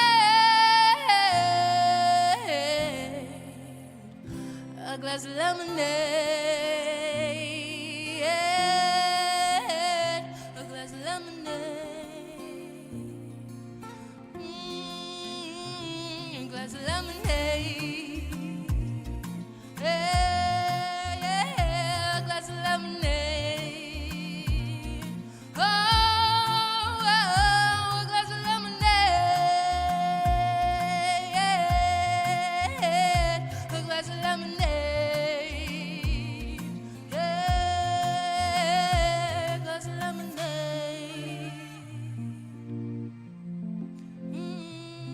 Lemonade.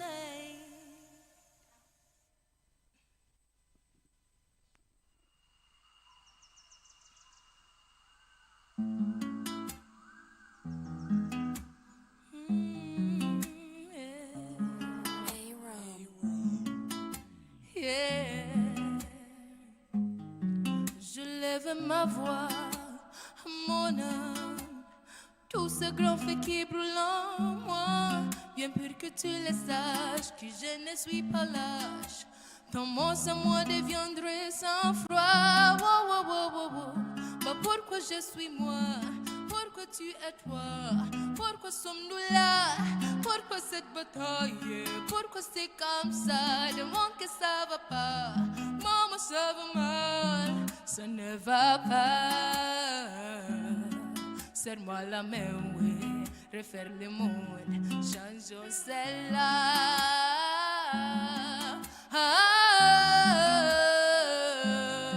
Ça ne va pas. Serre-moi la main, oui. Refaire le monde, changeons celle-là.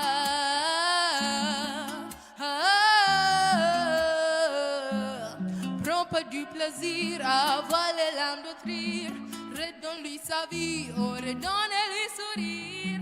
Apprécie la vie, il soleil qui louit, l'esprit qui veut vivre. Prenons, respirons. Le délire, ça suffit, oui, ça suffit. Oh, oh, hey. Bah pourquoi je suis moi? Pourquoi tu es toi? Pourquoi sommes-nous là? Pourquoi cette bataille? Pourquoi c'est comme ça? Demande que ça va pas. Maman, ça va mal. Ça ne va pas. Serre-moi la main, oui. Refaire le monde. Changeons celle-là.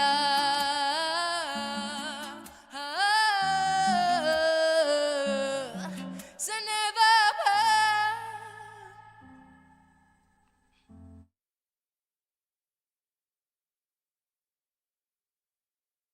That was a good one from Yava Mells, giving us some good music. Now, it's time for us to have a conversation about, I don't know about you, but I've done only 6 hours of prayers before, non-stop. But this one, they said 72 hours non-stop. Hi! I can't imagine it. I can't imagine praying for 72 hours. When you are done, you have to go and look for some fufu or some bamboo to regain your energy, because it's a lot. It's a lot. But we have Pastor Andrew Anane and Pastor John Howard, all from Empowerment Worship Center, and we're about to talk about the Stand in the Gap event. You know, when people gather to pray, there's revival, unmatched revival, and that's what Stand in the Gap is about. Pastor Andrew, you're welcome. Thank you so much. Pastor Howard, you're welcome. Good morning to your viewers once again. Good morning to you too. Tell us about Stand in the Gap. Okay. For those of us who, haven't heard about it, what is it really about? Okay, so Stand in the Gap, as the name goes from Ezekiel 30:22, it says that I sought for a man to stand in a gap. So God has always wanted men to stand in a gap, but then it's solely based on prayer. And why prayer? Because the Bible says, Luke 8:18, that men ought to always pray and not faint. And one of the things that Jesus, throughout his ministry and his life, he taught the disciple what to do and how to go about it. In the book of Matthew chapter 6 was also prayer. He said that teach us how to pray, like John the Baptist taught his disciples how to pray. And so for us as believers, and prayer is also universal, regardless of the religion, regardless of the denomination that anyone belongs to. There's one thing that everyone knows that is very essential, which is prayer. That even the Buddhists, whichever religion, they do understand the need for prayer. And for us as believers, we know that the need and the purpose for prayer is to seek the face of God, to encounter God, and to know Him, so He will reveal Himself unto us. So that's why standing in a gap is very, very necessary. Yeah. Why 72 hours? I'm interested. Okay, so because we could have done 6 we could have done even 8 hours, 24 hours. Why 72 hours? Okay, so 72 hours. So yeah, it's 3 days, and over the years it has been 48 hours that we've been doing. But then this year the time increased to 72 hours. 72 hours, which makes 3 days. It was after 3 days that Jesus arose. And also the theme for the conference is Revive Thy Works. And so if there was a time that we needed a revival, we believe that within that 3 days, as Jesus resurrected, He arose again. Whatever that is dead in your marriage, your career, your life, by the time that we are done with that prayer, it will come back to life. There will be a resurrection in your life. And also, like you said, why 72 hours? We could just pray for 1 hour and go. We could just come in and go and all of that. But the Bible says, Matthew 7:7, that ask and keep on asking, knock and keep on knocking. Absolutely. And James says that the effectual fervent prayer of the righteous. So there's a place for prayer whereby we just touch and go. But then, as the Bible says, the effectual prayer of the righteous, it availeth much. Because we expect much from God in 2026, we want much things from Him, and so we have to wait on Him for that long period of time, which is the 72 hours of prayer. So it's not so much about like the time to boast that someone can pray for 72 hours, but it is also focused on who we are waiting on. That we are waiting on God, as He says that he that first comes to the Lord must first know that He is. So we have come to Him that within that 72 hours, we will know Him and we will know what He's capable of also doing in our lives. I love Pastor Howard. So in this 72 hours, would it just be prayers, or there will be prayer, worship, you pray some more, you pause, you pray some more, you pause, or it's like a marathon, you're just going 72 hours non-stop? Exactly. I mean, prayer is ultimately humanity having an interface with divinity. And so, and we do that through prayer, through worship of our God. We do that through sacrifice unto Him. And so, ideally also, at Stand in the Gap, we get to pray. But in the prayer, we give thanks unto God also. So there's worship, there's praise, but there's more prayer. So for the same 2 hours, there'll be continuous, non-stop prayer. Mind you, the worship is also a kind of prayer. Are you with me? It's a kind of prayer. And so there's going to be prayer throughout. There's going to be worship. We have worship ministers that God has assigned to lead us in worship, because I believe that the first and foremost ultimate kind of prayer is the prayer of thanksgiving, the prayer of worship, giving glory, adoration unto God. When you honor God and you adore him, he steps into your midst. Bible says he inhabits the praise of his people. You know, enter into his gates with praise and into his courts with thanksgiving. And so there'll be prayer, but also there'll be worship, there'll be praise in the auditorium for 72 hours of non-stop. We are bringing heaven down, as it is said that when you go to heaven, the 24 elders are always on their knees bowing to God, because each time they wake up, they see another glory that deserves another level of praise and worship unto God. That's what we're going to do here at Standing in the Gap. 72 hours is not even enough for what Hey! Wow. So how many hours would you have wished we pray for? I mean, not my wish, but the will of God. You should do a whole week. I mean, of course, not my wish, the will of God. This gathering, the prophetic gathering, I mean, that God has assigned to our global lead pastor. And so what he's heard is what we are doing. And God wants to encounter us at Stand in the Gap this year for 72 hours. If next year God wants to do it a whole week, who are we? We just do God's will. What was the longest hours you've prayed? Oh, I mean, like my brother said, I mean, the power of prayer is not necessarily about how long we've prayed. But of course, Stand in the Gap. So last year, Stand in the Gap for 8 hours. I mean, we were there 2 hours. So, yeah. Interesting. But tell us about the theme for this year, Revive Thy Works. Why was it chosen for this particular year? So, I mean, there's nothing God does without a purpose and a reason. And same as prayer. And so for various years, we've had different things based on what God is saying and wants to do at Stand in the Gap. Like also, when we get to prayer at Stand in the Gap, it's not for the fun of it. Because there's something God wants to do.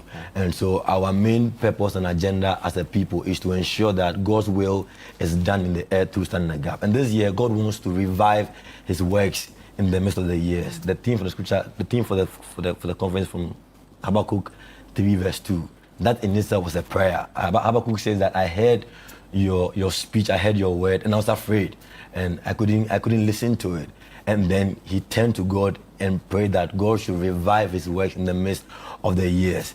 I mean, revival is basically when God steps into town, when God takes center stage and becomes God who rules in the affairs of man. There are so many times that as man, we have our own agenda, we have our own will, our own mandate. It may not be wrong entirely, but it's only what God wants to do that must come to pass. And so revival is basically saying that besides all we wish, all we want, we are praying for, let your will be done. So come and revive your works in the midst of the year. When there's revival also, the things that we should do that we cannot do, we begin to do it. When there's revival, the things that are dead, the things that are dark, there's light for the darkness and there's life for the dead.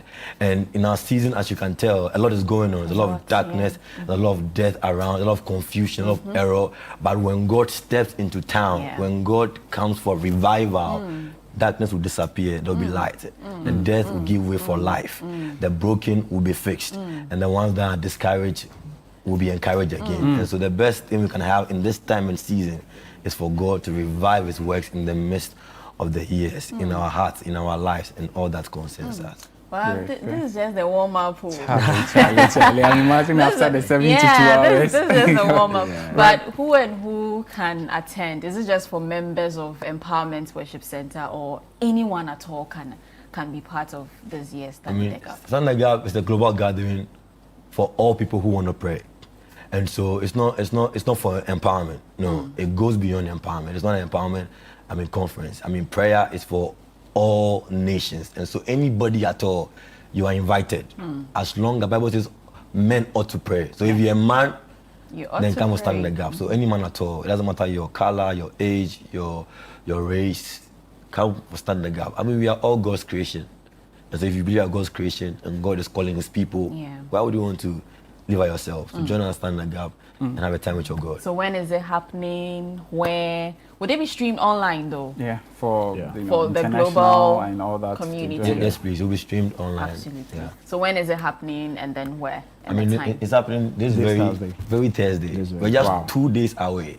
So in case you are not aware of Stand in the Gap, in case you have not heard about it, it's happening this very Thursday, 9th of July to Sunday, 12th July. 72 hours. 72 hours of non-stop prayer non-stop, effectual, fervent, continuous prayer. We have international lineup of ministers coming up. Power-packed. How were they selected? I mean, like we said, it's a global Is it- conference. yeah. Okay. So, I mean, God has chosen his people from across the globe to come and then lead us, I mean, in worship and in prayer. And so you have no excuse not to come. I believe each of them has a peculiar word, a peculiar message for all of us. Yeah. And so I'm here in this Absolutely. election. There's And our a lead word. pastor, Prophet Gideon Danso, is on leading the charge. He is a man of prayer. He teaches prayer. Like John taught his disciples how to pray, and Jesus Christ did the same. This man is a man who doesn't just pray, but he teaches and walks prayer. And you want to experience him, minister to us, pray with us, lead us in prayer, and teach us how to pray and stand in the gap. Wow. Great. We have to be part. Oh yes, 72 I've hours. done 6, 72 so hours. there's a Who knows, challenge. maybe after that 72 hours, we can go 1 week solid. Hey, relax, calm down. I mean, it's possible, we it's can true do because one of the things that Stand and Gap does is to revive your spiritual life. Right. And so anything that before you couldn't do spiritually at Stand and Gap, you begin to do it. Like we saw happen in the book of Acts in the upper room. Right. So if you don't know how to pray, you can't fast, you can't wait, you can't work in obedience, work in faith, you can't Stand in the Gap, and your spiritual life will be revived. You'll not live the same. You must attend Stand in the Gap, Revive Thy Works. That is the theme for this year's event. And, you know, men ought to pray. Pray without ceasing. Yes. And so The me Bible that I've done says. 6 hours before, now I'll join Stand in the Gap That's right. and we'll go for 72 hours. I like the challenge. Yeah. At the end of this, we should hope that, you know, our prayer life would improve, our spiritual life, faith, everything, every aspect of our spiritual life would be improved. And so do well to be at Stand in the Gap. It's just this Thursday, Friday, Saturday, Prayer Factory. and then Sunday. So the challenge is yours. You have to be there. Men ought to pray. Come for Stand in the Gap. This has been Breakfast Daily, an exciting one, of course, bringing you into our community segment where we brought to you the good news. There's some intervention in Sambuli Clinic. And of course, we have Stand in the Gap. I am entreating each and every one of you to be there. You have to be there. The global community, you have to be there. If you're in Africa, whichever African country you're in, you're part of Stand in the Gap. Do well to be there. Thank you for watching Breakfast Daily. I am Didi Davis. And I am Wahab Abdurazak. Thank you have for a good watching. morning. Bye.